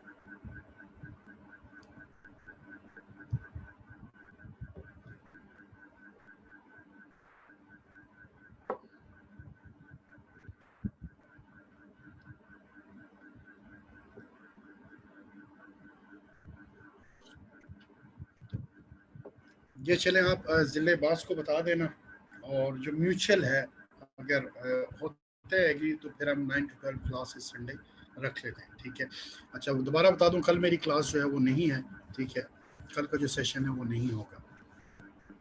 अच्छा, मेथड्स ऑफ और बाकी जो है वो संडे की मेकअप का वो आप ज़िले अब्बास को बता दीजिएगा।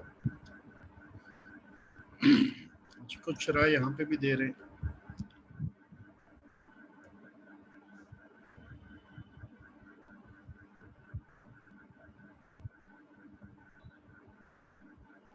अच्छा जी, सभी आपका अभी मैसेज आए और एकदम से आपने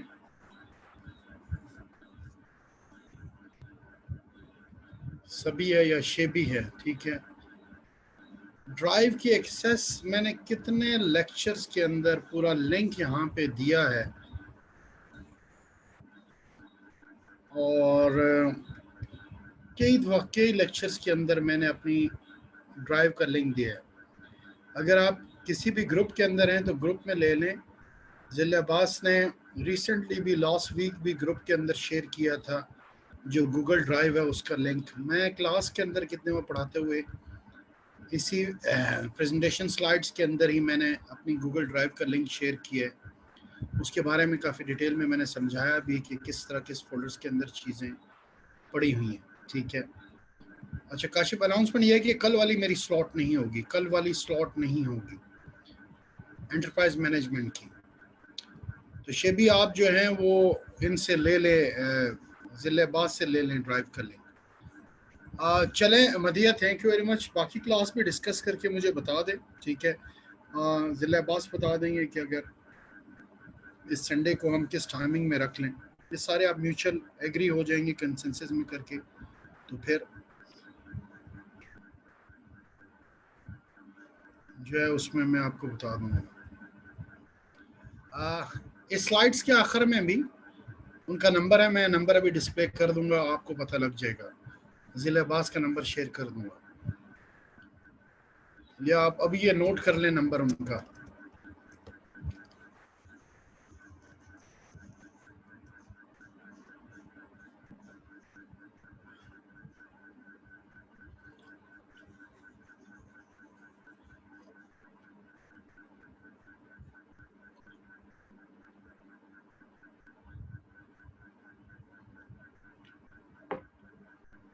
आप इनको रिक्वेस्ट करें, आपको ग्रुप में ऐड कर देंगे। अच्छा खैर, अगर हम come back to that operational capacity के बारे में, तो 3 possible approaches to capacity planning, ठीक है। उसकी 3 possible approaches in capacity planning की। One is the level capacity plan, chase demand plan, ठीक है, एंड डिमांड मैनेजमेंट प्लान। ये वर्ड से जाहिर है, ठीक है। लेवल कैपेसिटी को एक लेवल के ऊपर रखना, न कम न ज़्यादा, जो आपके रिक्वायर्ड है, जिसमें कमी भी ना हो और ज़्यादती भी ना हो, दैट्स अ लेवल। चेज का मतलब होता है पीछा करना, डिमांड का पीछा करना और उसके अकॉर्डिंग जो है अपनी कैपेसिटी को यूटिलाइज करना। और third is a demand management, कि डिमांड को कैसे मैनेज किया जा सके, कम हो तो उसे ज़्यादा कैसे करते हैं। खैर वन बाय वन हम इसको देख लेते हैं, ठीक है। Level capacity plan maintains production activity at a constant rate. Level से मुराद है कि उसको एक रेट के ऊपर एक ही जगह पे,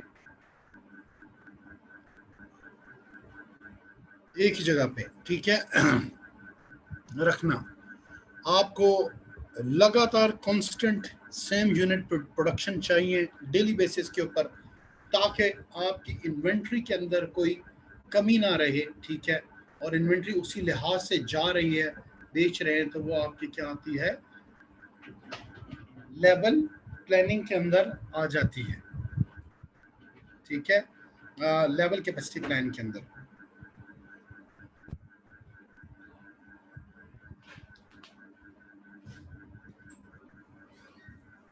matches chase demand plan matches production में डिमांड, जिस तरह डिमांड बढ़ती है या कम होती है, आपने उसी लिहाज से अपनी प्रोडक्शन करनी है चीज़ों की, ठीक है। मैचेस प्रोडक्शन विद डिमांड, ठीक है। फॉर सपोज जैसे मैंने पहले भी एग्जांपल दिया कि जी कल हमने 100 यूनिट प्रोड्यूस किए थे, आज हमने 120 करने हैं, क्योंकि कस्टमर का ऑर्डर आ गया, हमारी डिमांड बढ़ गई है, तो इस वजह से उसके अकॉर्डिंग जो है हमने उस प्रोडक्शन को भी इंक्रीज करना है। And last, demand management plan aims to stabilise demand. इसके अंदर बड़ी अच्छी एग्जांपल और बड़ा क्लियर हो जाता है कि सुपरमार्केट्स डिस्काउंट ऑफर करती हैं आइसक्रीम के ऊपर विंटर में, सर्दियों में, ताकि उनकी जिस तरह गर्मियों के अंदर सेल होती है, सेल उसी तरह सर्दियों में भी जो है रहे, स्टेबलाइज रहे, ठीक है, एक जैसी रहे, कम ना हो। तो that's is a demand management plan, ठीक है, जहां पे उसमें स्टेबिलिटी होती है कि जिस तरह गर्मियों में आइसक्रीम की सेल हो रही है, उसी तरह सर्दियों में भी इनकी आइसक्रीम की सेल हो। इस वजह से वो ऑफर लगा देती हैं, प्रमोशन लगा देते हैं। आप यहाँ पे देखते हैं कि ऑलमोस्ट वैसा तो नहीं हो सकता, लेकिन आप हर सर्दियों के सीजन में देखते हैं कि अमोर और वॉल्स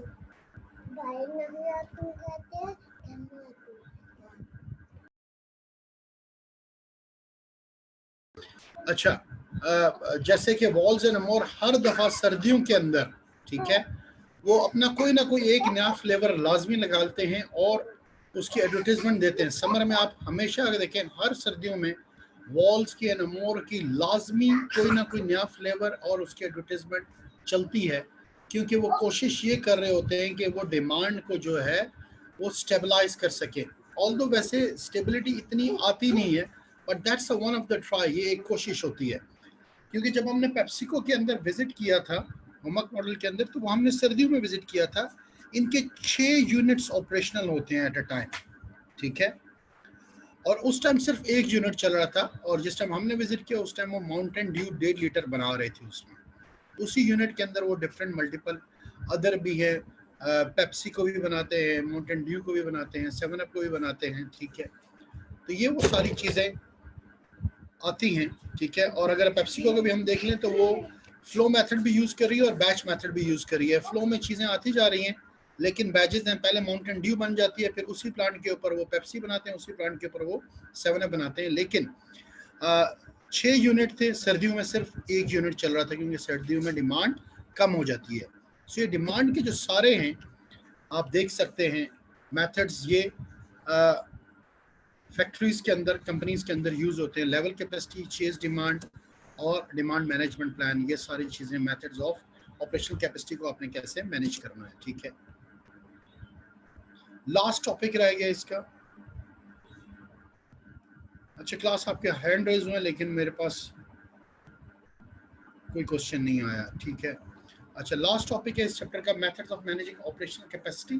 ऑपरेशनल कैपेसिटी को आपने कैसे मैनेज करना है, ठीक है। 2 मेथड यहाँ पे दिए हैं, flexible management system and queuing theory. Q का मतलब होता है जो लाइन लगा देना, ठीक है, और flexible management system, mostly system flexible ही है। अब जो है सिस्टम फ्लेक्सिबल ही यूज होते हैं। ये क्या है, methods of managing operational capacity. उससे आगे मेथड्स जो हेल्प करते हैं मैनेज करना ऑपरेशनल कैपेसिटी को, ठीक है। फ्लेक्सिबल क्या है,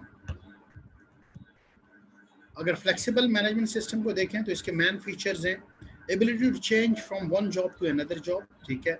उस सिस्टम के अंदर ये एबिलिटी हो कि वो एक जॉब से दूसरी जॉब की तरफ क्या हो रहे हैं, शिफ्ट हो रहे हैं, ठीक है। फास्ट रिस्पॉन्स टाइम है, एकदम से अब्रप्ट और फास्ट आपको रिस्पॉन्स मिलता है जब इवन जॉब्स के अंदर शिफ्ट होने में भी, एक से दूसरी जगह मूव होने में, ठीक है। और स्मॉल बैच प्रोडक्शन है, इट्स नॉट नेसेसरली कि स्मॉल बैच भी हो, लार्ज बैच के अंदर भी प्रोडक्शन आप कर सकते हैं। पेप्सिको का वही प्लांट 6 यूनिट है ना, और एक यूनिट आप इमेजिन करेंगे, वही यूनिट रेगुलर बॉटल्स भी फिल करती है, वही हाफ लीटर भी फिल करती है, वही लीटर, 1.5 लीटर एंड 2.25 लीटर भी वही प्लांट जो है वो फिल करता है उन्हीं बॉटल्स को, सिर्फ बॉटल्स के साइज डिफरेंट होते हैं। तो ये सारा सिस्टम क्या है, ये फ्लेक्सिबल है, जो कि ये सारी चीज़ें कर रही हैं, डिफरेंट बैच जो है प्रोड्यूस भी कर रहे हैं। उसके पास ये एबिलिटी है कि एक जॉब से दूसरी जगह पे जॉब पे मूव हो जाए, और रिस्पॉन्स टाइम उसका फास्ट है। लास्ट क्यूइंग थ्योरी है, design to optimise the balance between customer waiting time and the idle service. ये उस लिहाज से डिज़ाइन की गई है कि कस्टमर वेटिंग टाइम को कितना, यहाँ पे बैलेंस की बात की, अगर मैं इसमें बात करूँ तो कितना कम से कम किया जा सके, लेस से लेस करें, सो दैट्स द बैलेंस, ठीक है। क्यूइंग थ्योरी, और क्यूइंग थ्योरी ये हर जगह पे यूज होती है, स्टोर्स में, बस स्टॉप्स के अंदर, ठीक है, एयरपोर्ट्स में, इमिग्रेशन काउंटर्स पे, जहाँ पे आपकी कतार लग जाती है और आपने उस कतार को कैसे मिनिमाइज करना है। शायद मैं आप लोगों से जिक्र कर रहा था कि हमारे पाउंडलैंड एक स्टोर है, पाउंडलैंड के अंदर 1 पाउंड की हर चीज़ वहाँ पे मिलती है, जिस तरह अमेरिका का डॉलर स्टोर है, बरतानिया का पाउंडलैंड है। और उसके अंदर हमारे स्टोर के अंदर जो लिखा हुआ था कि 3 कस्टमर इज़ अ क्यू, और हमने अपनी ऑपरेशंस को इतना फास्ट करना है कि क्यू ना लगे, 3 से ज़्यादा लाइन ना लगे।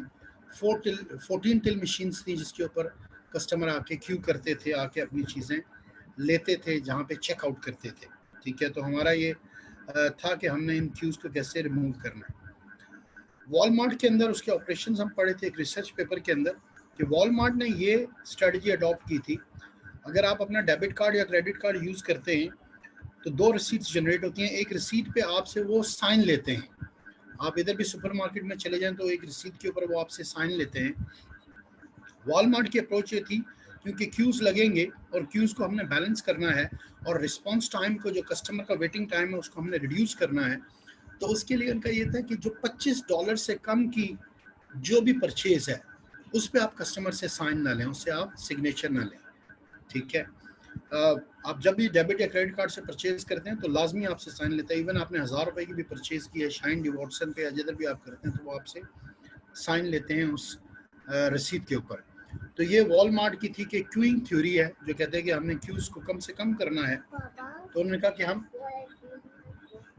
क्यूज को कैसे कम करेंगे, $25 से कम की जो भी परचेज है उसमें हम उस कार्ड होल्डर से उस रसीद के ऊपर साइन ना लें। दैट्स हाउ हमारी जो है फास्ट रिस्पांस टाइम होगा और कस्टमर को वेट नहीं करना पड़ेगा। ठीक है, ऑब्वियस क्यूज लगते हैं, ये अप्लाइज इन सिचुएशन में होते हैं जहाँ पे ये सामने देख लें, शॉप्स में, बस स्टॉप के अंदर, ठीक है, प्लान्स के अंदर, जहाँ पे इमिग्रेशन काउंटर की मैंने बात की है वहाँ पे यूज होता है। और बिफोर द लैंड, इवन जहाज जो है वो सर्कल करते हैं लैंडिंग से पहले, वो भी क्यूइंग मेथड है कि वो सर्कल कर रहे होते हैं, जहाज ऊपर चक्कर लगा रहे होते हैं क्योंकि ऑलरेडी एक लैंड कर रहा होता है। बिजी एयरपोर्ट्स की बात करें, अगर हम दुबई की बात करें, हम हीथ्रो की बात करें, तो these are the busy airports जहाँ पे ये क्यूइंग थ्योरी अप्लाई होती है और जहाज जो है वो क्यू के अंदर होते हैं क्योंकि रनवे खाली नहीं होता, इवन दो दो तीन तीन रनवे होने के बावजूद भी। तो ये थ्योरीज वहाँ पे इम्प्लीमेंट हो रही होती है।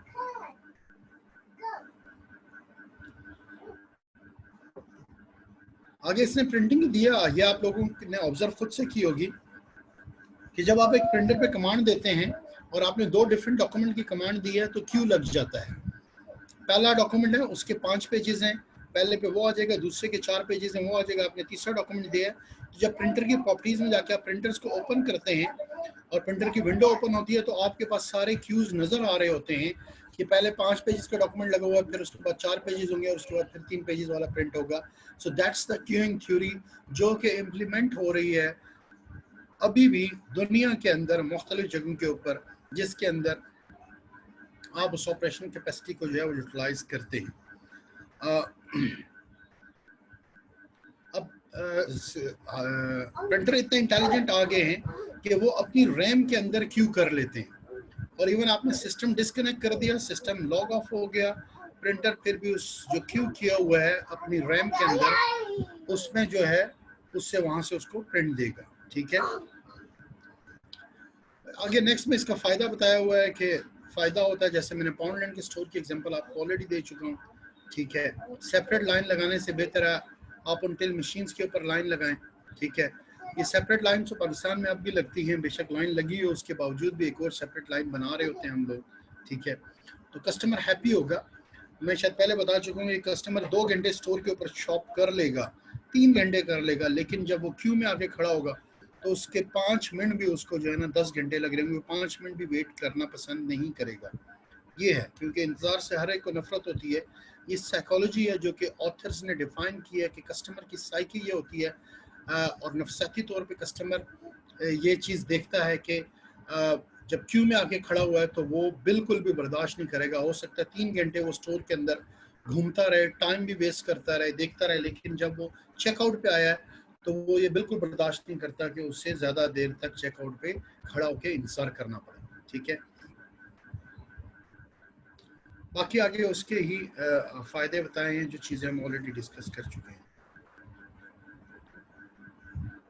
Many banks, airport check-ins and large post offices have implemented this system. ठीक है, क्लास इसके बाद इस चैप्टर के जो हैं चैप्टर नंबर 8 के हम MCQs कर लेते हैं, वो मैं आपसे अभी शेयर कर लेता हूँ, हम डिस्कस कर लेते हैं, आपके इनपुट में ले लेता हूँ क्या कुछ है। कुछ क्वेश्चंस जो हैं यहाँ पे आए हुए हैं, आई डोंट नो कुछ एडिशनल है क्या।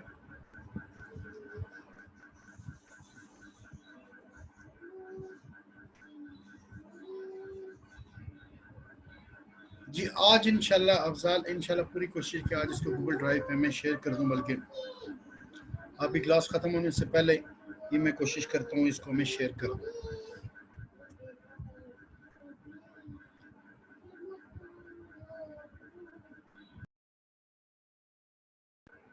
जिस होल्ड करें, मैं दोबारा से स्क्रीन शेयर करता हूँ।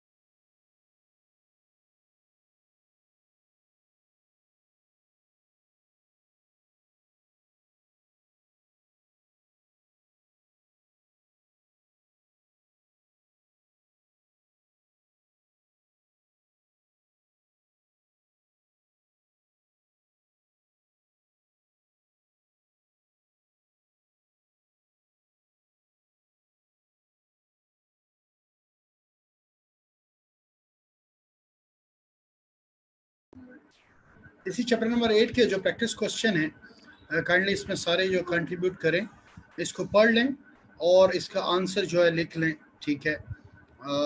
ये क्या पॉसिबल आंसर हो सकता है।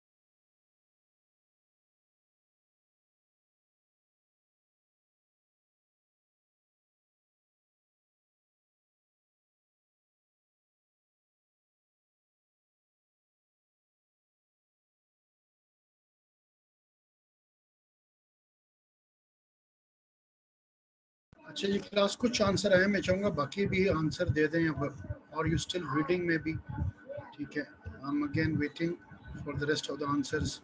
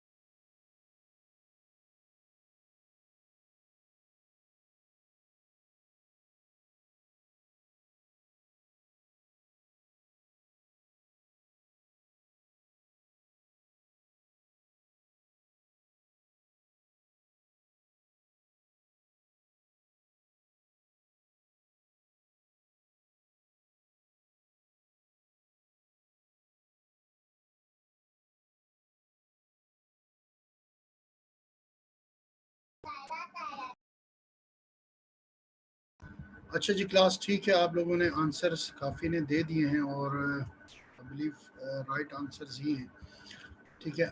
क्वेश्चन नंबर है द टेक्नो स्ट्रक्चर। अच्छा, ये मिन्स बर्स की जो है वो उससे रिलेटेड है। Is dedicated to the technical side of the product and process development, ठीक है। Is the board of directors who decide on the financial structure and the technicalities of a business. Board of directors तो नहीं आएंगे, इसको अगर हम निकाल दें। ये टॉप बॉसेस हैं और टॉप बॉसेस आइडेंटिफाई करते हैं फाइनेंशियल और technicalities of a business. Top bosses technostructure के अंदर नहीं आते हैं, वो स्ट्रेटेजिक एपेक्स के अंदर आते हैं, जो कि फ्यूचर डायरेक्शन को देखते हैं, where we are, where we want to be and how we get there, किस नई मार्केट्स और किस नई उसमें जाना है, ठीक है। और पहला जो पढ़ा था technical side of the product and process development, नहीं, प्रोडक्ट एंड प्रोसेस की डेवलपमेंट की टेक्निकल साइड में श्योरली सीधा स्ट्रेट अवे ऑपरेशन वाले आते हैं, ठीक है। वो ऑपरेटिंग कोर है, technical side of product and process development, ये ऑपरेटिंग कोर है। क्यों? वो डायरेक्ट ऑपरेशन में इन्वॉल्व है प्रोडक्ट को बनाने के लिहाज से। तो प्रोडक्ट एंड प्रोसेस डेवलपमेंट में ऑपरेटिंग कोर है। सेकंड जो है वो स्ट्रेटेजिक एपेक्स है। थर्ड आगे are the department such as accounting and personal which provide support for technical structure by coordinating and strategizing work। ये कुछ हो सकता है क्योंकि अगर आपको इसका स्ट्रक्चर याद हो तो एक सपोर्ट स्टाफ भी है, और सपोर्ट स्टाफ का जैसे सॉरी टू से कि चाय वाला देना, जिसमें कैटरिंग सर्विसेज लिखा हुआ था, खाना पीना चाय वाला देना, वो सपोर्ट के अंदर आता है। अच्छा, लास्ट में पढ़ लेते हैं, are the function to purchase material and process them for distribution, नहीं एंड हाँ भी एंड नहीं भी, दोनों चीज़ें आती हैं, ठीक है, परचेजिंग के लिहाज से। लेकिन अगर हम सी को देखें, are department such as accounting and personal, ठीक है। अगर आप टेक्नो स्ट्रक्चर को देख लें, ठीक है, तो वो मोस्टली जो है वो अकाउंटिंग एंड पर्सनल जो है। देखिए, हमेशा मैंने कहा है आपको कि दो सिमिलर लाजमी आएंगे, दो तो ऐसे हैं जिनको टोटली आप रिजेक्ट कर सकते हैं बेस्ड ऑन योर नॉलेज। अगर नॉलेज है, देखिए ए है अगर, तो ए आपको पता होगा, आपने पढ़ा होगा कि ऑपरेटिंग कोर का काम है technical side of product and process development, ठीक है, डेडिकेशन है। तो ये तो स्ट्रेट अवे लग रहा है कि ये आपके ऑपरेशन कोर का काम है। सेकंड, बोर्ड ऑफ डायरेक्टर्स जो है वो आपके स्ट्रेटेजिक एपेक्स हैं, जो कि टॉप बॉसेस हैं, जो हमने जब पढ़ा था, डिस्कस किया था, वो है। अब थर्ड एंड फोर्थ जो है काफ़ी आपको कंफ्यूजिंग सा लगेगा, ठीक है, बट अगर हम इसको क्लियरली अगर पढ़ा हो तो आपको पता लगता है कि जो C is the right option, are the department such as accounting and personnel, जो कि आपके टेक्नो स्ट्रक्चर के अंदर आते हैं। तो इसका आंसर जो है वो सी है, और मैं देखा है कि मोस्टली में जो है वो सी आंसर ही इसका दिया हुआ है, ठीक है। अच्छा जी, क्वेश्चन नंबर 2 पे अगर हम आ जाएं, OPD stands for which of the following, it's very easy, बहुत इजी है।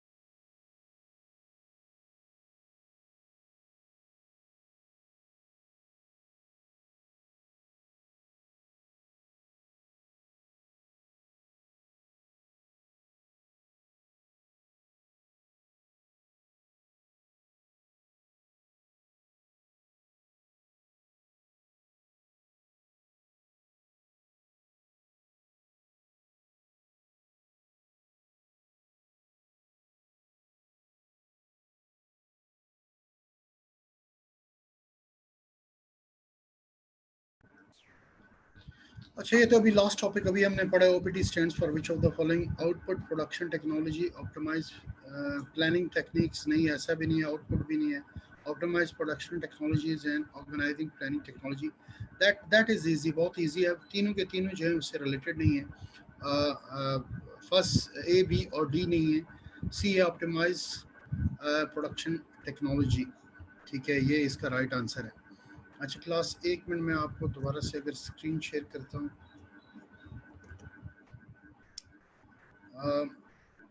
अच्छा, ये मैंने अपलोड कर दिया है, ठीक है।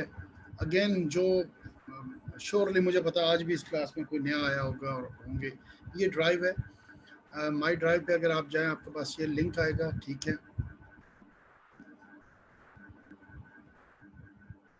एंटरप्राइज मैनेजमेंट का फोल्डर है, इस पर क्लिक करें, दोबारा एक और फोल्डर आएगा, यहाँ पे आप क्लिक करें तो ऊपर कैरियर पैक है, एचआर है, एचआर की सारी स्लाइड्स यहाँ पे मौजूद है, मार्केटिंग मैनेजमेंट है, ऑपरेशन मैनेजमेंट है एंड प्रिंसिपल ऑफ मैनेजमेंट है, ठीक है। अच्छा, प्रिंसिपल ऑफ मैनेजमेंट की मैं बताता चलूँ। सॉरी, ये मैनेजमेंट है, मैं मार्केटिंग में जाना था।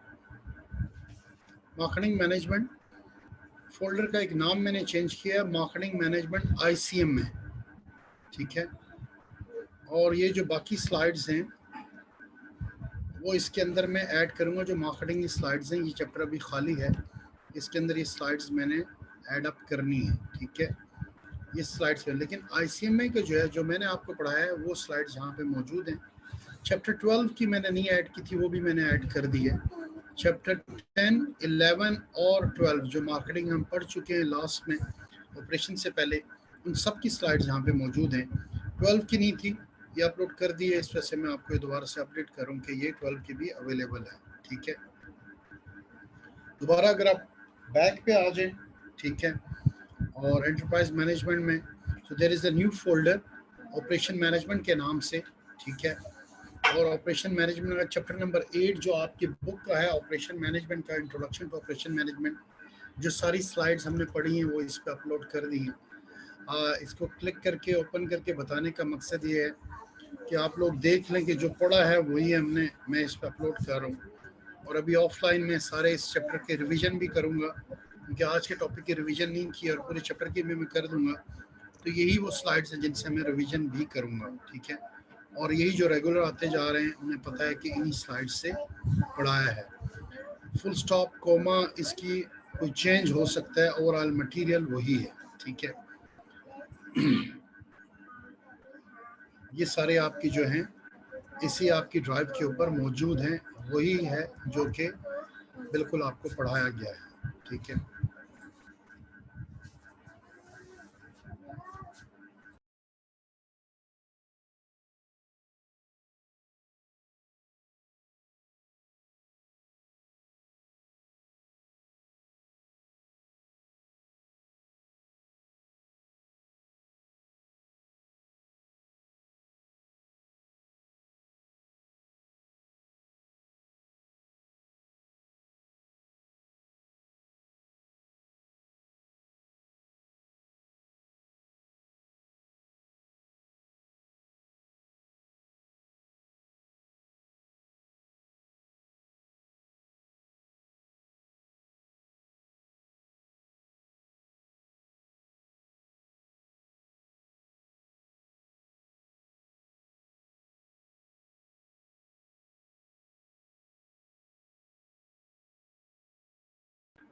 तो ये स्लाइड्स जो हैं वो सारी आपकी ऑपरेशन मैनेजमेंट के अंदर हैं, और स्लाइड ओपन करके मैंने सारी आपको बता भी दी है, वही स्लाइड्स जो पढ़ी हैं, ठीक है।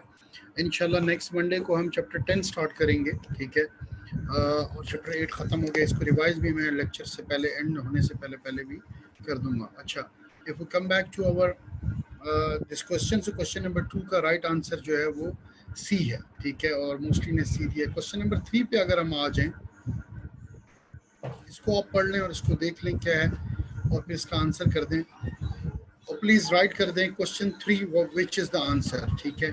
Just read that one first.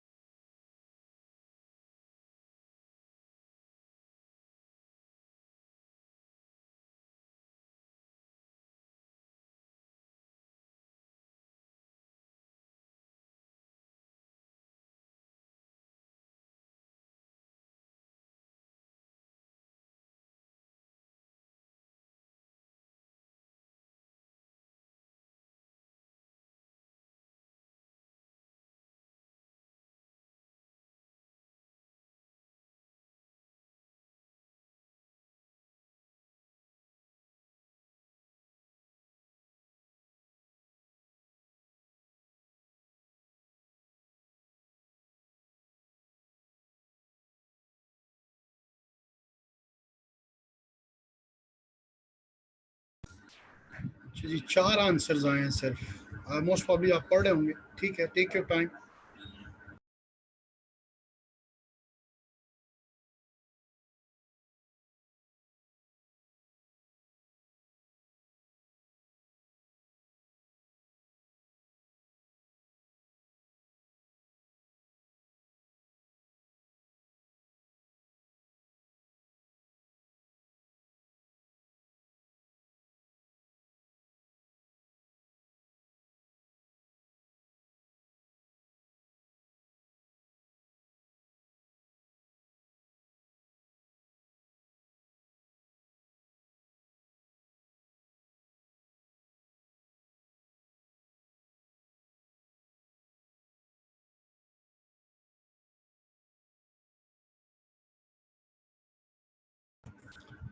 अच्छा जी, आंसर्स पे जाने से पहले हैं 3 अगर पढ़ें, विच of the following is an advantage of A flexible manufacturing system. ठीक है, ये लास्ट टॉपिक में से ही है, जैसे फ्लेक्सिबल मैन्युफैक्चरिंग सिस्टम जो है आज के टॉपिक में से ही हमने पढ़ा। ठीक है, जिसके अकॉर्डिंग हम देख रहे थे कि उसकी जो मैन फीचर्स थी, उनकी मैन फीचर्स को देख लें तो कहता है the ability to change quickly from one job to another, इसका फास्ट रिस्पॉन्स टाइम है, एंड स्मॉल बैच प्रोडक्शन है। ठीक है, और इसकी डिस्क्रिप्शन अगर आप देखेंगे तो इसकी मैन फीचर्स आगे, so the main benefit is that output can be produce quickly in response to specific order, in response to specific order के जो है रिस्पॉन्स में आप बना सकते हैं। यानी कि आप अपने जो फ्लेक्सिबल सिस्टम है इसमें वो कहता है कि आपका सिस्टम इस काबिल होता है, कैपेबल होता है producing a large number of part in a flexible manner, flexible manner के अंदर लार्ज नंबर ऑफ पार्ट्स को आप प्रोड्यूस कर सकते हैं। और जो इसकी फीचर्स भी हैं उसके अंदर वो कहता है कि क्विकली चेंज कर सकते हैं एक जॉब से दूसरी जॉब पे, और फिर कहते हैं कि आउटपुट प्रोड्यूस कर सकते हैं quickly in order to a specific order. एक स्पेसिफिक ऑर्डर जब दिया जाता है तो उसके अकॉर्डिंग आप आउटपुट जनरेट कर सकते हैं। दैट्स मीन कि मीटिंग द कस्टमर रिक्वायरमेंट या meeting the changing customer requirement, अगर कस्टमर रिक्वायरमेंट चेंज भी होती है तो उसको हमारा सिस्टम क्या करता है, फ्लेक्सिबल मैन्युफैक्चरिंग सिस्टम जो है वो टेक केयर करता है या उसको एनकम्पास करता है या वो उसके लिए वर्क करता है, वो उसको बना के देता है। ठीक है, अब आता है ए, a firm can make bespoke products in response to different customer needs। ठीक है, very good, most likely, very close. कि bespoke होता है कि according to the individual requirement, और फ्लेक्सिबल अभी जो दोबारा से मैंने दोहरा दिया तो उसके अकॉर्डिंग तो ऐसा ही लग रहा है कि ये आपका है custom made according to the specification of individual, that's mean by bespoke। ठीक है, according to the specification of an individual या कस्टम मेड, जो कस्टमाइज है उसकी रिक्वायरमेंट के अकॉर्डिंग। दूसरा है the system allow management to identify and remove constant within the system. नहीं, कॉन्स्टेंट रिमूव करना जो है विद इन द सिस्टम वो इस फ्लेक्सिबल के अंदर नहीं आता। The number of employees can be increase और reduce to fit with existing needs. Employees का कंसर्न फ्लेक्सिबल में नहीं है, it's concern with the customer और कस्टमर की रिक्वायरमेंट का सी पार्ट भी नहीं है। It integrates data from all operation within an organization, ये ईआरपी के बारे में थोड़ा सा बता रहा है, या एमआरपी 1 एंड एमआरपी 2 के बारे में बता रहा है, integrates data from all of the operation within an organization. So ये भी नहीं है।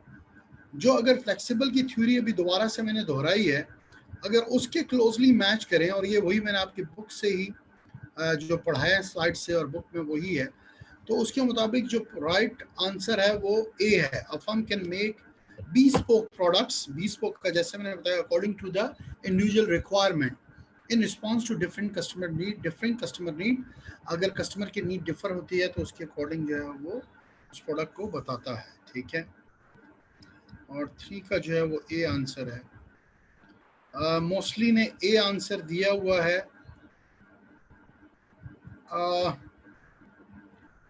बाकी मैं डिफाइन कर चुका हूँ, बता चुका हूँ, होपफुली आपको अंडरस्टैंड हो गया होगा कि C is not the answer, D is not the answer, B is not the answer.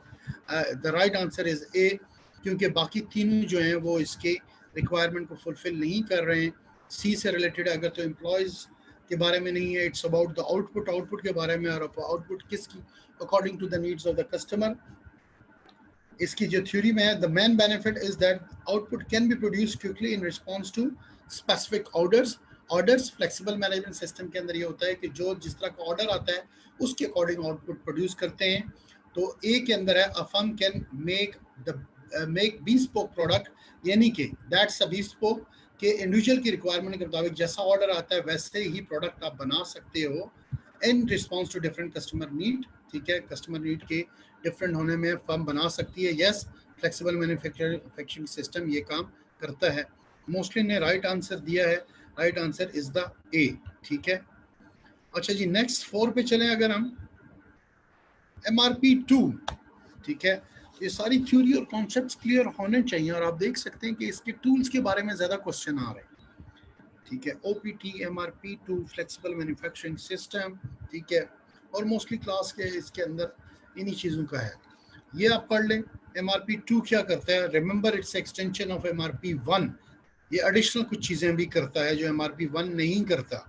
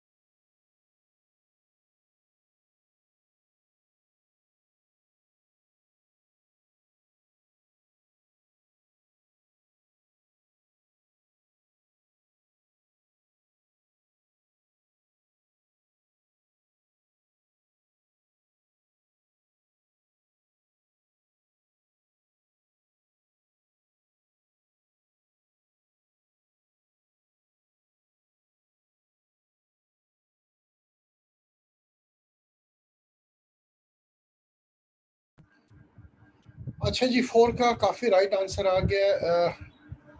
मेरा ख्याल डिस्कस कर लेते हैं, टाइम भी हमारे पास शॉर्ट है. मैंने कोर्स भी जो है वो रिवाइज, चैप्टर भी रिवाइज करना है. ठीक है, देखिए MRP2 आपकी थ्योरी जो आपकी बुक के अंदर ही है वो आपको पढ़ी होनी चाहिए, आप इजीली आंसर कर सकते हैं. एक्सटेंशन है MRP1 की.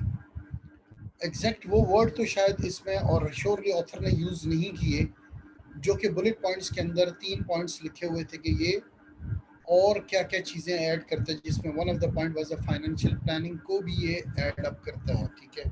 ऑल्दो वो वर्ड्स आपको यहाँ पे नहीं मिलेंगे क्योंकि that's the purpose of MCQs.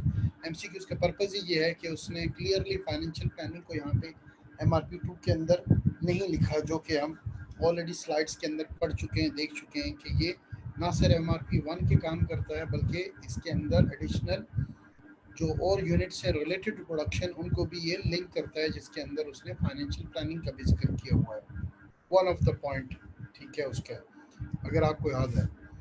MRP 2 A point integrates data from all operation within an organization.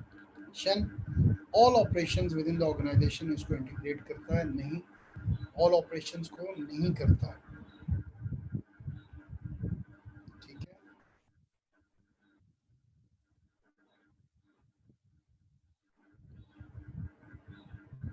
Schedules production based on the capacity of the bottleneck, ठीक है। bottleneck को remove कौन करता है?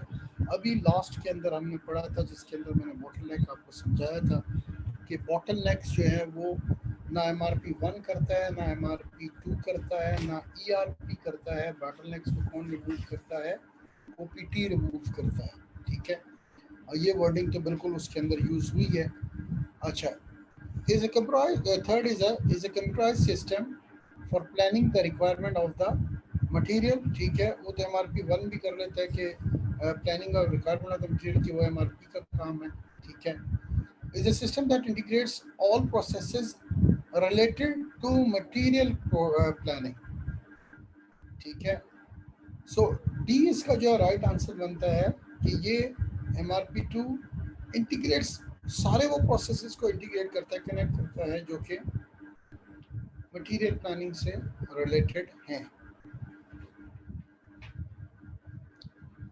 क्वेश्चन 4 तक ही है, बाकी डिस्क्रिप्शन है, एमसीक्यूज नहीं है, ठीक है। क्वेश्चन 5 भी है, distinguish strategic decision from tactical decision in the context of operation management. ये वैसे खैर इट्स इजी, ये ऑलरेडी कर चुके हैं कि स्ट्रेटेजिक डिसीजन क्या होते हैं, टॉप बॉसेस के जो स्ट्रेटेजिक एपेक्स के अंदर है, और टैक्टिकल डिसीजन जो है वो ऑपरेटिंग कोर के हैं, ठीक है। सो ये ऑलरेडी मैं बता चुका हूँ और इसको काफ़ी डिटेल में बताया कि ये सारा क्या है, ठीक है। इसका जो राइट 4 का राइट आंसर है वो ऑप्शन डी है। अच्छा, एजाज बार बार पूछिए, कल मेरी क्लास नहीं होगी, कल मेरी क्लास नहीं होगी बुध को 22 ऑफ जुलाई, ठीक है, क्योंकि बार बार क्वेश्चन आ रहा है तो इससे सुनता हूँ। अच्छा, class if you go back to the chapter number 8, इसको हम रिव्यू कर लेते हैं, हमारे पास थोड़ा टाइम रह गया है, आज के लेक्चर को भी देख लेते हैं, और ये विद इन द लेक्चर 2-3 मरतबा रिव्यू हो चुका है। और लास्ट जो है वो संडे की क्लास का मैं जिले अब्बास से पूछ लूँगा काइंडली अपनी ओपिनियन संडे की क्लास के बारे में, टाइमिंग के बारे में भी, और है रखनी है कि नहीं रखनी उस बारे में बता दीजिएगा, अगर रख लें तो बहुत ज़्यादा बेहतर हो जाएगा। अच्छा, ये ऑपरेशन मैनेजमेंट, इसके अंदर हमने देखा chapter number 8 introduction to operation management, क्योंकि chapter 9 is about the quality management, interesting और अच्छा चैप्टर है, ठीक है। इसके अंदर ऑपरेशन मैनेजमेंट क्या है, उसकी इंपॉर्टेंस क्या है, प्रोडक्शन क्या है, plant maintenance, production planning and control, productivity and efficiency, ठीक है। ये इस चैप्टर के अंदर हम सारा देख चुके हैं, ये आउटलाइन है। ऑपरेशंस क्या होते हैं, कई तो हम जिक्र कर चुके हैं, ऑपरेशंस क्या है इसमें हम देखा, ऑपरेशन मैनेजमेंट क्या कहलाती है, इनपुट से लेकर आउटपुट तक सारी चीज़ों को मैनेज करना ऑपरेशन मैनेजमेंट है। ऑपरेशन स्ट्रेटजी क्या है, उससे पहले हमने स्ट्रेटजी देखी, देन ऑपरेशन स्ट्रेटजी हमने डिफाइन की। कंपैरेटिव फैक्टर्स देखे, कंपैरेटिव फैक्टर्स के अंदर according to the requirement of the customer and how the company is positioning itself, उसके अकॉर्डिंग आपने जो है वो ऑपरेशन स्ट्रेटजी बनानी है। लो प्राइस से पोजीशन करें तो लो प्राइस, हाई क्वालिटी है तो आपने अपने ऑपरेशन भी का एम्फेसाइज भी क्वालिटी के ऊपर करना है। फास्ट डिलीवरी आपकी पोजीशनिंग है तो आपने फास्टेस्ट डिलीवरी करनी है, जिस तरह फास्ट फूड्स हैं। कोरियर सर्विस है तो आपकी रिलायबिलिटी होनी चाहिए ऑपरेशन के अंदर। कस्टम स्पेसिफिकेशन है तो आपका फ्लेक्सिबल ऑपरेशन मैनेजमेंट होनी चाहिए, जो आज हमने पढ़ा। और टाइम और डिलीवरी है तो आप उसको चेंज कर सकते हैं। मेंसबर्ग की इफेक्टिव ऑर्गेनाइजेशन, ये वो हैं जिससे रिलेटेड क्वेश्चन आ जाए, ठीक है। हमने देखे कि 5 कोर हैं, स्ट्रेटेजिक एपेक्स है, मिडिल लाइन है, ऑपरेटिंग है, टेक्नो स्ट्रक्चर और सपोर्ट स्टाफ, इन सबको हमने देख लिया। ऑपरेटिंग क्या है, स्ट्रेटेजिक एपेक्स क्या है, मिडल लाइन क्या है, टेक्नो स्ट्रक्चर क्या है। जब हम स्ट्रेटजी पढ़ाते हैं तो उसमें हम सबसे पहले जिक्र करते हैं स्ट्रेटजिक एपेक्स का। यहाँ पे क्योंकि हम ऑपरेशन पढ़ रहे हैं तो ऑथर ने यहाँ पे पहले स्टार्ट किया ऑपरेटिंग कोर का, क्योंकि हमेशा टॉप बॉसेस से स्टार्ट होते हैं। When we are talking about strategy, that's a work of top management. और स्ट्रेटजी के 3 लेवल होते हैं, corporate level, business level and operational level. तो यहाँ पे हमने मेंस वर्क में ऑपरेटिंग कोर में देखा, सबसे पहले ऑपरेटिंग कोर है, स्ट्रेटजिक एपेक्स है, मिडल लाइन है, टेक्नो स्ट्रक्चर है, और फिर क्या है लास्ट में सपोर्ट स्टाफ है। ये हम देख चुके हैं। स्ट्रेटजिक इंपॉर्टेंस अगेन ऑपरेशन की मिशन के साथ अलाइन होनी चाहिए कॉर्पोरेट स्ट्रेटजी, और आपकी ऑपरेशन स्ट्रेटजी कॉर्पोरेट और मिशन दोनों के साथ अलाइन होनी चाहिए। स्ट्रेटजिक डिसीजंस इन ऑपरेशंस, ठीक है। ये हमने देख लिए थे, इसमें 3 एक स्लाइड इसकी थी। टाइप्स ऑफ प्रोडक्शन, 3 टाइप के प्रोडक्शन है, जॉब मेथड है, बैच मेथड है और फ्लो मेथड है। देन प्लांट मेंटेनेंस हमने देखी, प्रोडक्शन प्लानिंग एंड कंट्रोल के हमने 4 डिफरेंट जो है वो सिस्टम्स देखे, MRP, MRP two, ERP and OPT.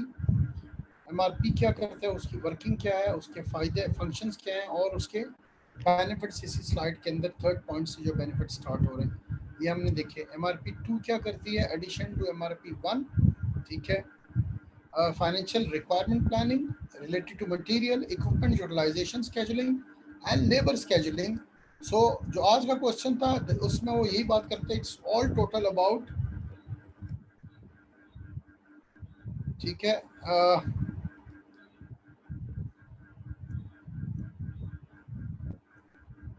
Are functions, नहीं sorry, where is it's gone, MRP two, ठीक है, is a system that integrates all processes relating to material planning, related to materials planning, ठीक है। तो अगर हम related to materials planning में देख लें, और if we go over here, ठीक है, सॉरी, तो यहाँ पे क्या, फाइनेंशियल रिक्वायरमेंट प्लानिंग मटेरियल से related, processes that are related to material planning, for example, ठीक है, मटेरियल प्लानिंग।